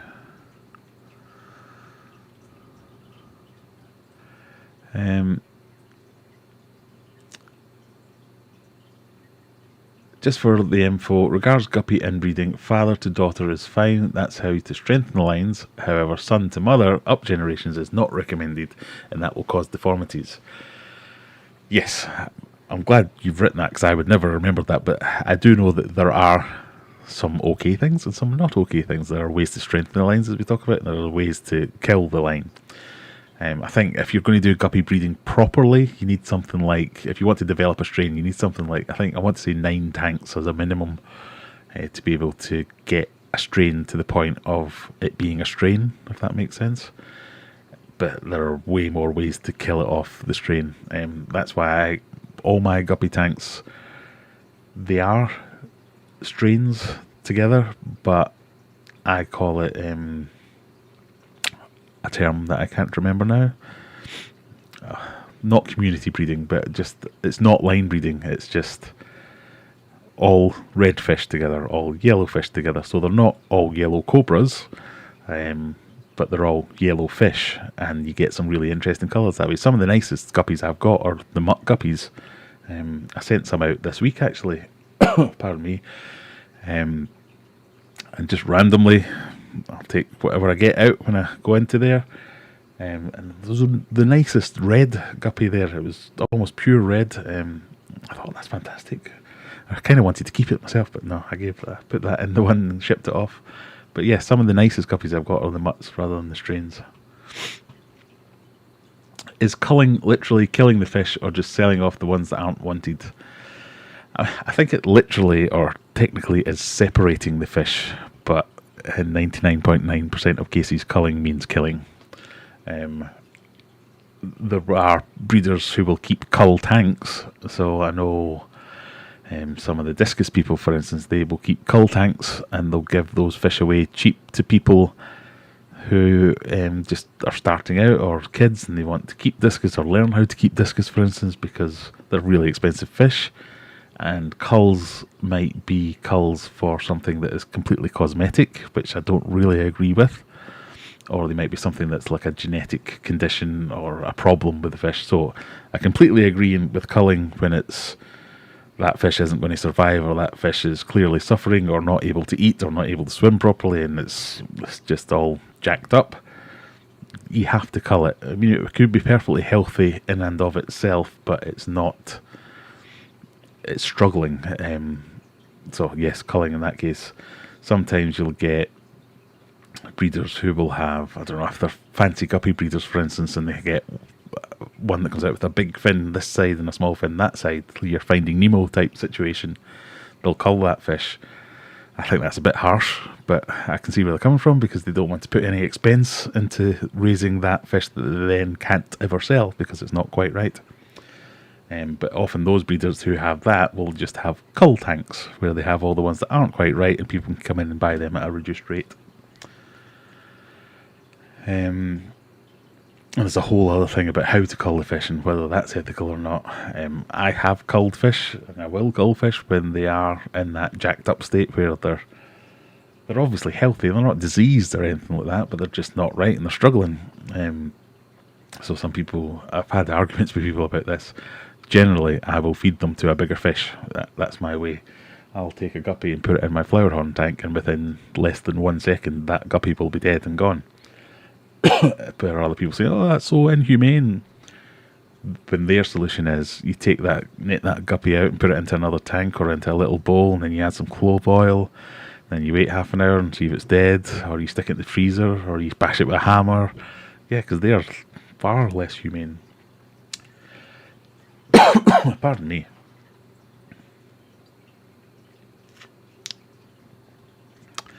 Scottish water, angel tears. It's a thing of beauty up here.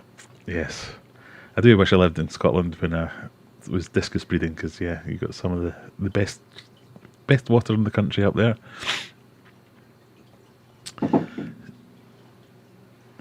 Stuart Wheeler, it sounds as if killing fish or letting them live with turtles. Yeah, that might be another way. Are cribs okay with 30 plus temps? I'm not sure. I don't think I've ever kept cribs with my discus, which is mainly the only tanks I would keep at 30 degrees. I'm not sure. I would need to look it up, so you may as well look it up yourself. I'm thinking of getting a summer tub for mountain minnows this year. That's exactly what I would be doing in one of my summer tubs if I was going to do that. Perhaps Cornwall would be better than Scotland for this. I've looked into it a little bit with mountain minnows, and pardon me, I mean, they can survive low temperatures quite well. But I think they're one of the ones where the temperature dictates the ratio of males to females. I could have that completely wrong, actually. I'll stop talking now. Colony breeding, that's the word that I was looking for. Right. Should I skip through a load to try and get up to speed, because I'm now talking about comments that you all made half an hour ago? Cremensis had their first batch of fry, and I'm going to try and talk through these really quickly and deal with any. It's amazing watching both parents. Yeah, Cribs, brilliant parents. At what point did you move the fry out of the parents' tank? I never did until they became parent-sized, basically. I just left them in there the whole time. There was never any problems with them. Rotala rotundifolia also grows fast and looks nice. It does. Every time I took my 300 gallon there, sleeps to be a new platyfly in there. Yeah, I mean, live bearers, they're just like that. Top aquascaping stores in the UK are Aquarium Gardens, yep, Riverwood Aquatics, yep, Horizon Aquatics, and Scape Nature. I think the only one of them that I'm unfamiliar with is Scape Nature, because I've never been or dealt with them, but the rest of them have all had, I've either followed their pages or ordered for them or something like that, so yeah, they're Big G, I'm in your area and I'm overrun with killies and T-bar, cichlids and cherry shrimp. If you want any, let me know. Can't unload to local fish shops at the moment. I'm always in the market for cherry shrimp, because in a very similar way I like to keep my colony diverse and mix in new ones all the time, so as you don't get any or too much overbreeding. T-bar cichlids, or chichlids for people like me who spent many years thinking chichlids were a thing. T-bar cichlids, are they the ones I think they are? Let's have a look. I've never kept them.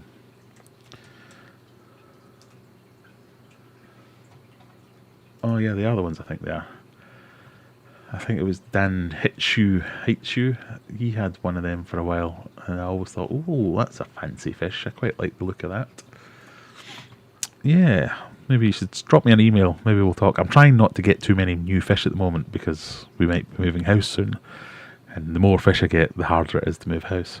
But yeah, you know, we could do a deal. Kez has many crebensis. If you want some for the cost of shipping. No, I don't want any crebensis, sorry. I've done crebensis. As nice as they are, I don't want any more. Water World in Neston for close to Warrington. There you go, recommendation for you.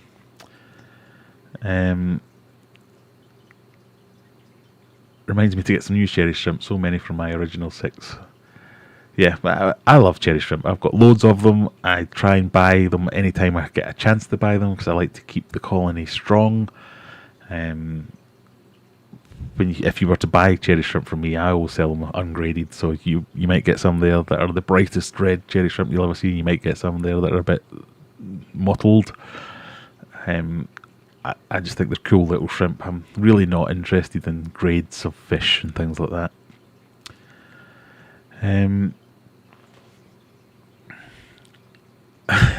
The guppies didn't listen when you told them to use protection. What do you feed your discus? Dry foods and frozen foods? Many thanks. Frozen foods, I feed frozen brine shrimp, which I get from Aquadip, I want to say, in the Netherlands.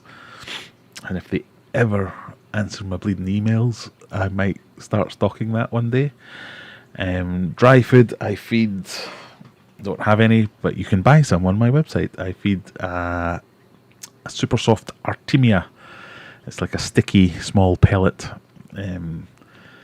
Yeah, had great results with that. I also feed my flakes, so I'll feed a mixture of bug flakes, krill flakes, super soft Artemia, and the frozen brine shrimp. If they aren't eating, I would... So I've been fooled many a time by my discus pretending not to eat. They just wait till I'm not looking. That's really what they're doing. I would be tempted to go for 3 or 4 days of not feeding them, and then feeding them something like brine shrimp or this super soft Artemia. It seems to really get them going. I'm not saying that just so you'll buy some from me, although I have quick diversion. I didn't think I was going to be able to stock that anymore, because it comes from Germany, so it comes from a place in Germany.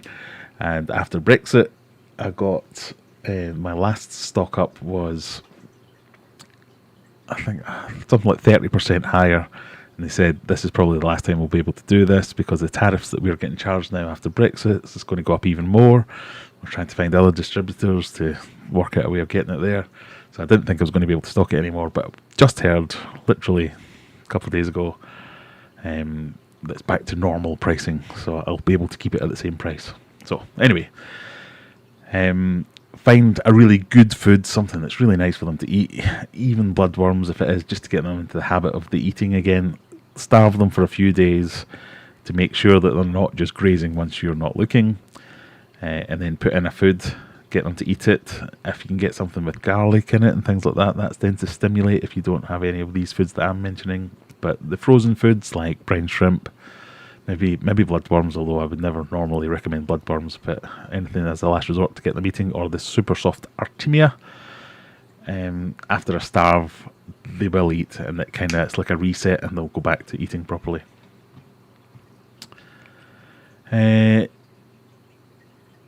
Dry food for discus, I use D50 Plus, brilliant stuff for colour. Yeah, I've used that in the past. What am I thinking of? It's not the name I recognise. Let me just double check. Oh yeah, no, I have used that in the past, and I didn't really like it, if I'm completely honest. But yeah, I mean, different horses for courses, or a saying similar to that. Do you have any advice on tiger barbs? Starting a tank of them soon. I really like tiger barbs. I've never kept them, I'll have to be completely honest, so I don't really have any advice. The reason I haven't kept them is because everyone that I've seen that has kept them has had lots of problems with them, trying to keep them with anything else. So I guess the only advice I could give you would be do a species only tank. My discus only eat beef heart or frozen food, very picky at times. They can be very picky, yeah. Oh, Big Tank Hank's here, and then had his message immediately deleted. Greetings everyone. Sorry Big Tank Hank.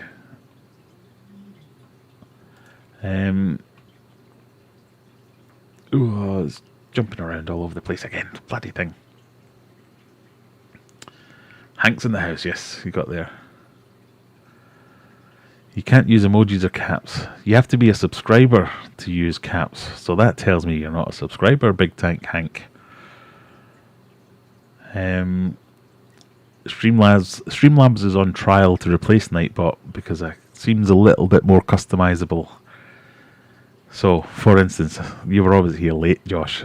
If you're a subscriber, you can use caps and then just be told not to. But if you're only a viewer, you're not allowed to use caps. I'm just messing around with things, basically.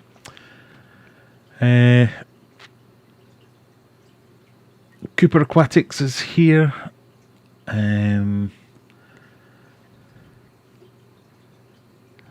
Jamstar's there.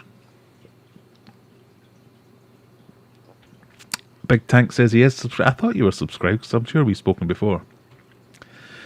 Maybe just check it out, because sometimes I get unsubscribed from channels where I've not done anything myself. I'm a bit like, oh, I didn't realise I'd done that. I think YouTube just does a clear out every now and again.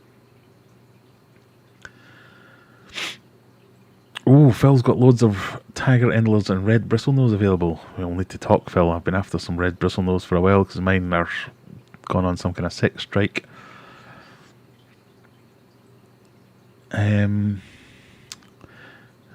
Oh, it's moving around again. Sorry. My discus... Kezcat says, my discus love your Artemia and bug flakes. I've not met anyone that hasn't loved the Artemia. It's not the cheapest, but it's very good.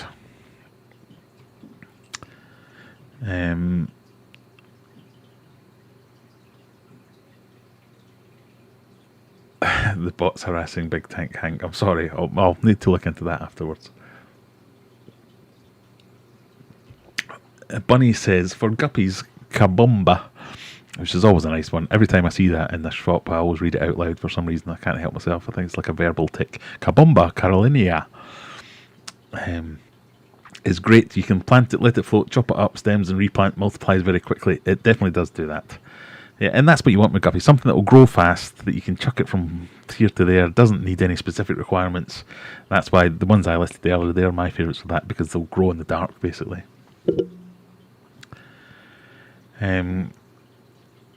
Glass catfish go crazy for the soft Artemia. There you go. I didn't realise that it was quite so popular with all the different types of fish. How many fish... oh, hang on. A few people have mentioned not to feed bloodworms now, saying it's crack for fish. What's the reason? In days of old, it was because bloodworm,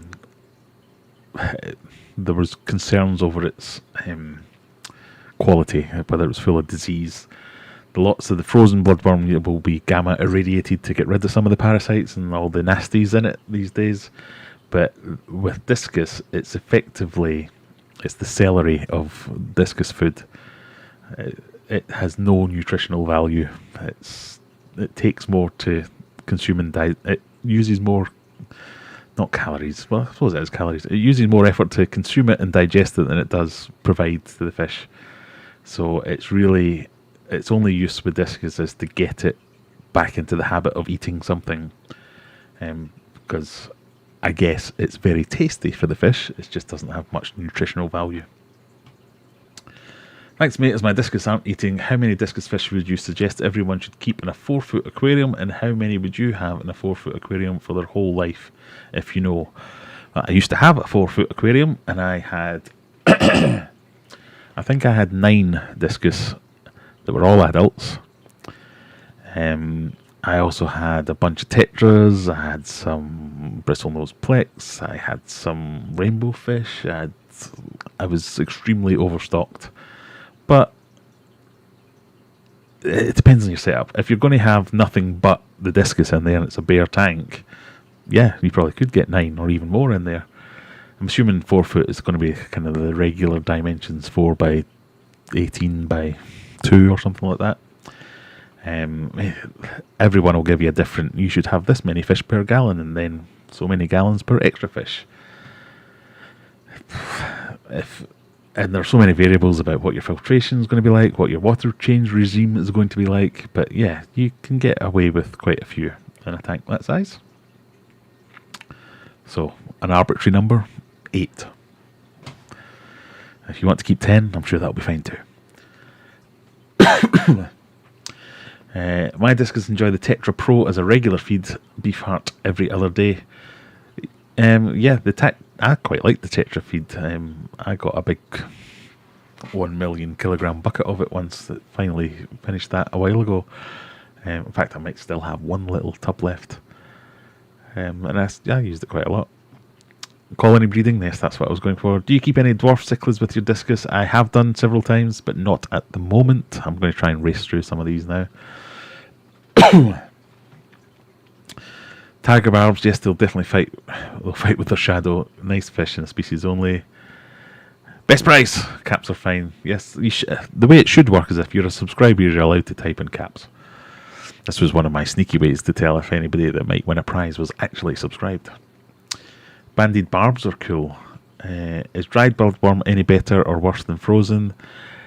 No, I think most bloodworm these days is actually fine because it's. I'd be a bit worried about live bloodworm and where it's come from and what it's like. I've seen so many people have got the the little pouches of bloodworm and they get it and they go and dump it in their tank, and then 2 days later all the fish are dead. It's probably more to do with the water that they're dumping in rather than the bloodworm, but most of the dried and the frozen bloodworm these days is treated so as it's not got any of the nasties, so you should be fine. It's not that great a food. James is keeping Geophagus tapayos, I can never remember how you say that, with discus. Yeah, I've kept geos with discus before, other than the geos being arseholes and uprooting every plant in my tank. They were good tank mates. Kez has her discus in a community tank with bristlenose plecos, salt and pepper cories, x-ray tetras, neon tetras, all love the Artemia and the bug flake. I mean, Artemia, the bug flake, the krill flake, I haven't yet to meet a fish that won't like them. Rummy-nosed tetras, cories, cardinals, 4 foot by 2 foot by 2 foot. Yeah, again, depending how many of each of them, I'll go randomly and say 8. But I'm sure he'll be fine. Rob Barry's just turning up. Oh God, it's 10 to 11. Should we do one more giveaway? What do you think? Let's see if I can get to the bottom of the comments and then we'll do a giveaway. Frozen foods are irradiated to kill any nasties. Yeah, so normally you'll see on the packet of the little blister packs and stuff, gamma irradiated or something like that.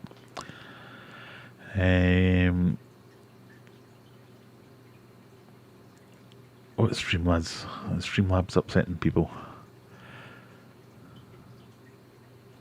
My core spawn trigger is a few days on frozen bloodworms. That's a very good reason for using things like bloodworms. So, yeah, they might not be giving you the best nutritional value, but they are a good food for getting things into breeding conditions. Right, we're going to give it a few more minutes. Last beer's almost done. I say last beer. Last beer in this room is almost done. Well, let's go back to... What do we go back to? Should we get the spin wheel up? I'm just worried that I'm going to be giving away a towel and a hoodie this week. We'll give away one more spin. So there you go. This is the spin wheel. If you haven't been here before or you missed the earlier one, this is the spin wheel. We'll call her Kaylee. My discus tank is at 29.5 degrees. Anyway, we've got some prizes. We've got some merch, so towels, hoodies, polo shirts. We've got goodie bag, which will be food, stickers, things like that. And we've got some stickers, which is my sticker pack. Oh, I forgot to mention. Now I can't find them. So we've got some extra stickers that someone has sent me this week. And I've still not sent him his stickers, so I do apologise.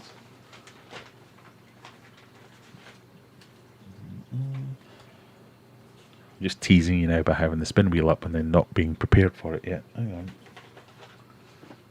As I'm selling my house, I had to tidy up earlier because we had a valuer come round. So I've tidied away all the things that I had ready to do this.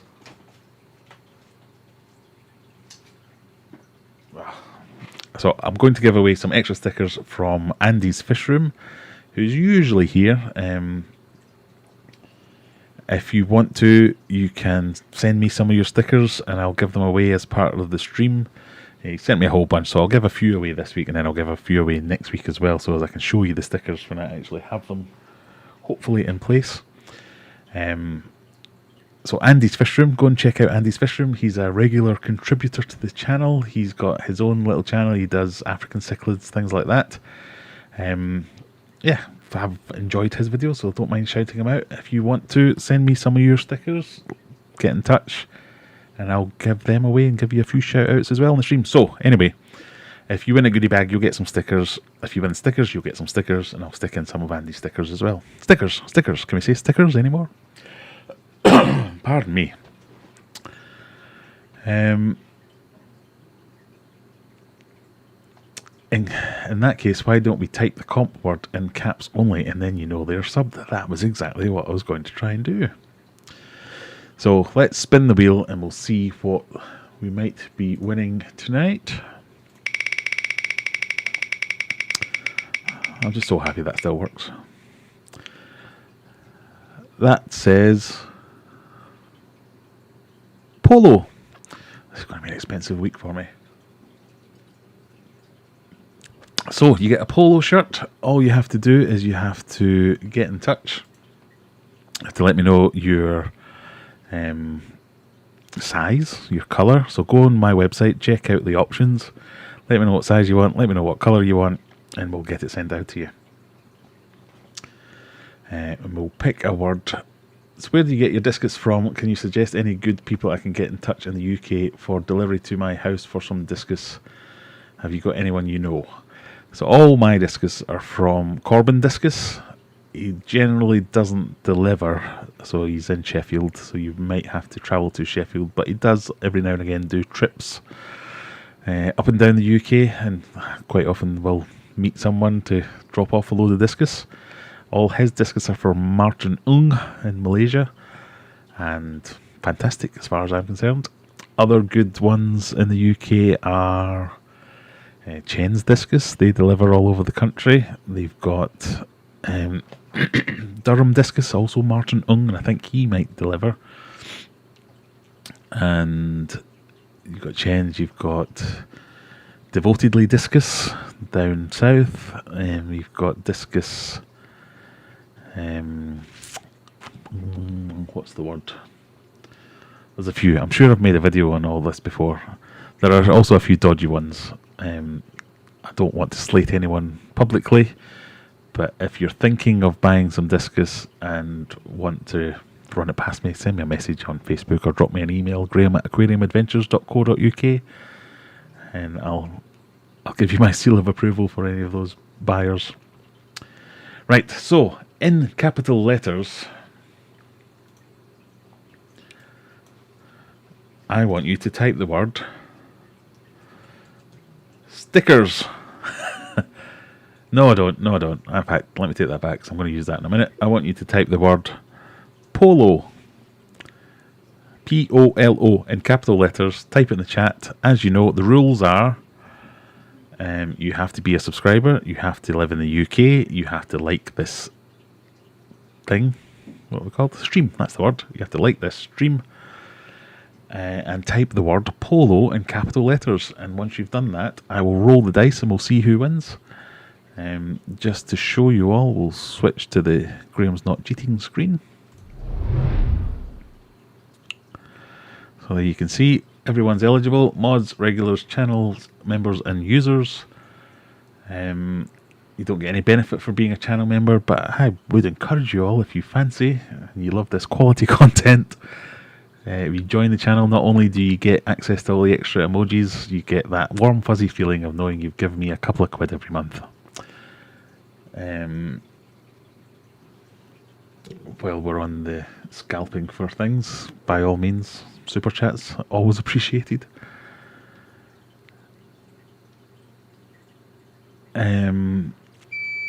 Ooh, that's a beepy noise. What was that? That's my CCTV just dying. No, it's just rebooting. We're all right. So we've got 34 eligible users so far, it seems. Let's see how many users have we got. 60 odd concurrent users at the moment. 66 likes. That's what we like to see. More likes than people here. We're only going to go on for a couple of more minutes. So another thing to think about might be if you want to think of someone to raid after this stream's over. Kaylee was here tonight. She hasn't won yet. Also worth mentioning, so from this week on, anyone that wins tonight, you're not going to be eligible next week. Possibly, we might do it like a month. If you win, you're done for a month, that kind of thing. I'll have a think about it. I will mention it in the Facebook group or something like that, just to let everyone know.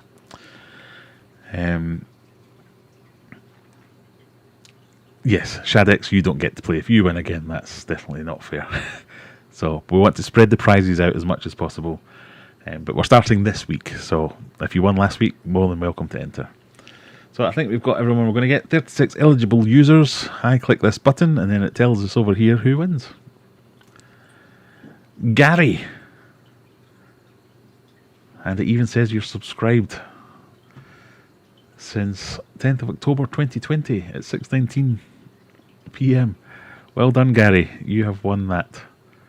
So you get Polo. All you have to do is send me a message. Let me know your address. Let me know your preferred colour. Let me know your size. And we'll get that sent out to you. So as well as that, we're going slightly over now, but I wanted to give away some stickers as well, because I don't mind giving away a few stickers, so we'll give away a few more of them. Like I say, Andy's Fish Room, go and check out Andy's Fish Room. We'll get some of his stickers as well, but I'll show you the stickers next week as well. So let's draw again. We'll do another... Let me do this scientifically. I went specially to buy a book of second-class stamps just so that I could do this. We'll do another 3 stickers giveaways. So I'm just going to click the roll it button again so you can see it over here. So Gary, you're going to get a Polo. Let me know all those details like I said.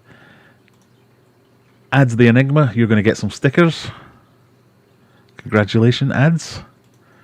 Kevin Phillips, you're going to get some stickers. And Rocky's Rocky, you're going to get some stickers. Congratulations all. So we've got Shadex gets a towel, Gary gets a polo. I need to go away and redesign this spinning wheel so that it doesn't keep giving away all the expensive stuff. And then you've got Ads gets some stickers, Kevin gets some stickers, and Rocky's gets some stickers. So let me hide that and go back to that. So any final questions? You've got this much beer to ask. And then we're signing off for the evening. Let me go back and see. I think I saw something from someone. So Bunny says, for tiger barbs, keep them in as large a group as possible. It definitely helps keep the aggression to a minimum. Yes, I've heard that before as well. That's good advice. Similar to African cichlids and things like that. The more you get in there, the more it spreads out and no one gets picked on.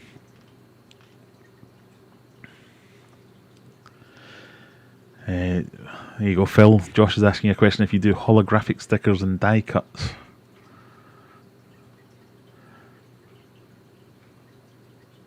You've already seen it and answered it. Possible topic, local fish clubs. I'm sure there must be one in Cornwall, but I haven't been able to find any details of one. Are they a thing in the UK like they seem to be in the USA? They definitely are a thing in the UK. Pardon me, but they're obviously getting hit by the COVID thing just like anything else is. Pardon me.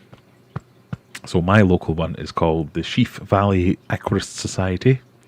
And they're quite a big one, actually. But yeah, I've seen tons all over the country. If you do find one, in fact, you should be able to find one just by Googling it. Fish Club, Cornwall.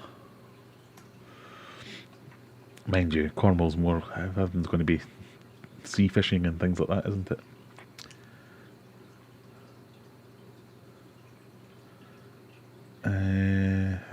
Yeah, that's instant fail. I can't find any there. I'll have a look. I'll see. There is a directory somewhere. I can't remember the name of it or where it is or anything like that, which is very useful when you ask me the question. But there is a directory of all the fish clubs in the UK, so I'm sure you will see something. But they're an invaluable resource. I've got so many of my fish and plants and equipment and all kinds of things at auctions at local fish clubs. They tend to put on shows and things like that as well. So yeah, you'll meet all manner of weirdos at a fish club. But you know, we're all weirdos, aren't we? What are your thoughts on culturing live foods? I'm currently developing blackworms and scuds.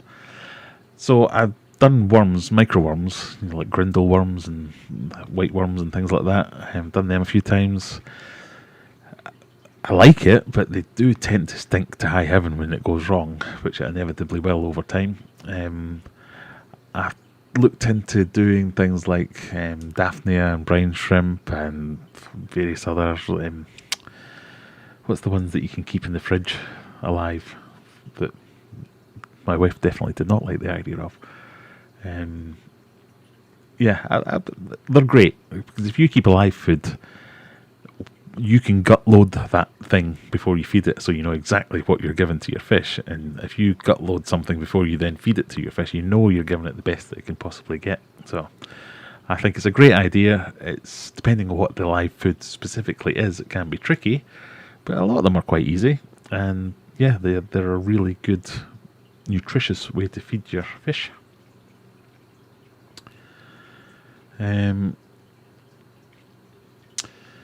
Yes, as Jennifer says, if you didn't win a prize tonight, go and check out the website. You can buy all this merch. You can buy some food. You can hit me in the face with my own microphone. This is where I keep my food. All ready to go. So we'll get that sent out over the weekend to you if you want.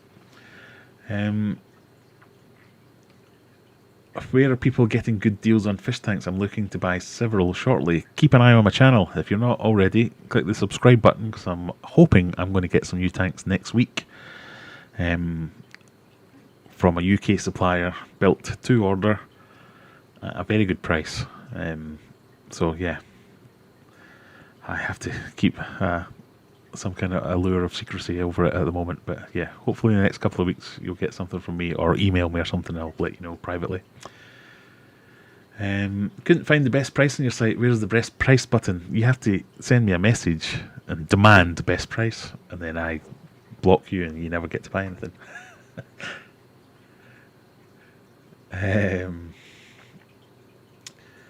Andy's Fish Room. Oh, there it is. Andy's Fish Room. Hey Graham, just popping on to say hey quickly and work. Did you receive my stickers? I did receive your stickers. I have put them somewhere safe so I wouldn't lose them, and now can't find them. But I have already given some away. I've already given you a shout out. And we'll give some more away next week when I can find the stickers, and I'll show them.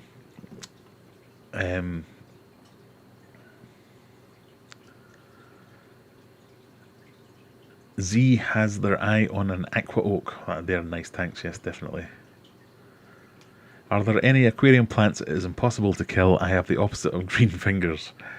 I spent a good portion of my aquascaping career as whatever the opposite of having green fingers is. Java moss. Never failed with Java moss. It always does well in a tank. I would do Amazon swords. I've always been really lucky with them. A lot of the crypt Vendetti and things like Vendetti. I can't remember how you say it. Anubias. A lot of the slower growing plants are good because they're also slow to die, so you get a chance to bring them back. So those kind of ones, they're not bulletproof, but they're getting there. Yes, Anubias nana, pretty hardy. Java moss, it's a plant. Valleys, yeah, there's Vallicinarius, big tall plants. Yeah, they're really good. I have some zebra Daniel fry at around 3 weeks old. I have to leave for 2 nights and a few days. Any tips? Thank you.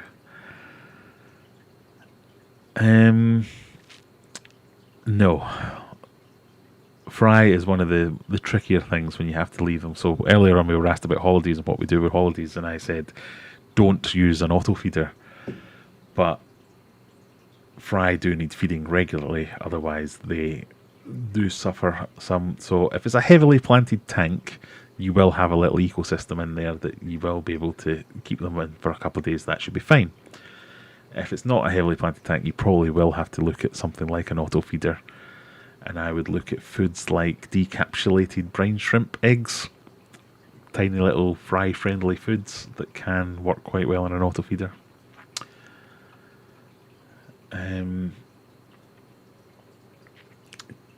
Bucephalandra grows well for me. It has grown well for me, but I've also killed it quite successfully as well. So yeah, maybe that's just my anti-green fingers. Jamstar has to go. I also have to go.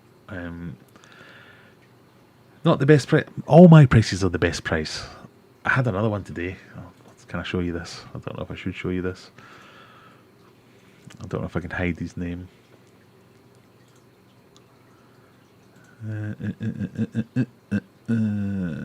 Where is he? Oh, he must have gone away because I blocked it. Yeah, I had some knob jockey come back to me and say, "Oh, what's the best price on this fish? On this, still this ocean rock. I should really just take one of these offers and get rid of it." But he came back and said, "Oh, load up the tank with infusoria. If it's a planted tank, yes, because then they will go in there and hide away. If it's not, they might get bloated by eating it all in one go." So there's a little bit of there. But yeah, infusoria, that's one of the great things there. But you should have that naturally in your tank if you've got a well-established tank, and that should keep them for a couple of days. Yeah, this guy is just like one word demands of best price, cheaper. He said to me, "I'll give you 40. I said, "No, I want 50. I would take 20 if someone was just polite." "No, not 50, 40. Cheaper. Well, this is like one-word lines here. Cheaper. No, fuck off. You're not getting it cheaper. So if anybody wants any ocean rock or dry live rock, and you can come and get it, you can have it. Just don't be so bleeding rude on Messenger.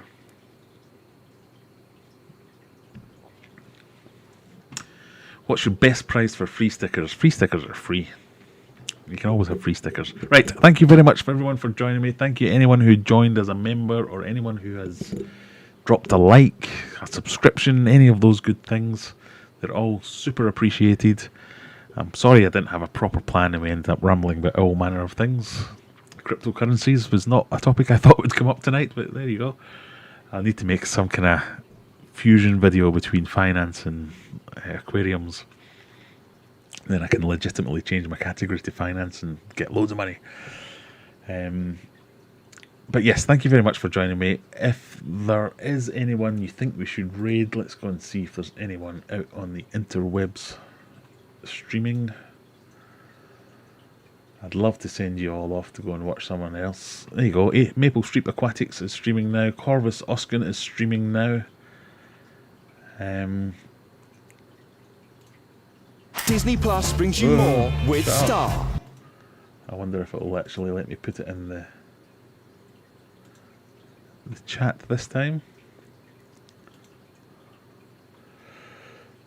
Hey,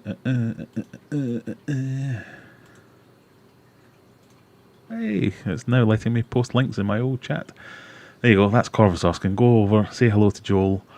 I do like watching his random videos sometimes. Let him know that you've come from Aquarium Adventures and you're saying hello. I won't be there for at least another 10 minutes because I need to have a pee. But thank you everyone for joining me. Go and click on that link, say hello. It really helps everyone out when they just get a whole bunch of people checking out the chat and saying hello. It gets their engagement up and helps all over the place. Anyway, for the 150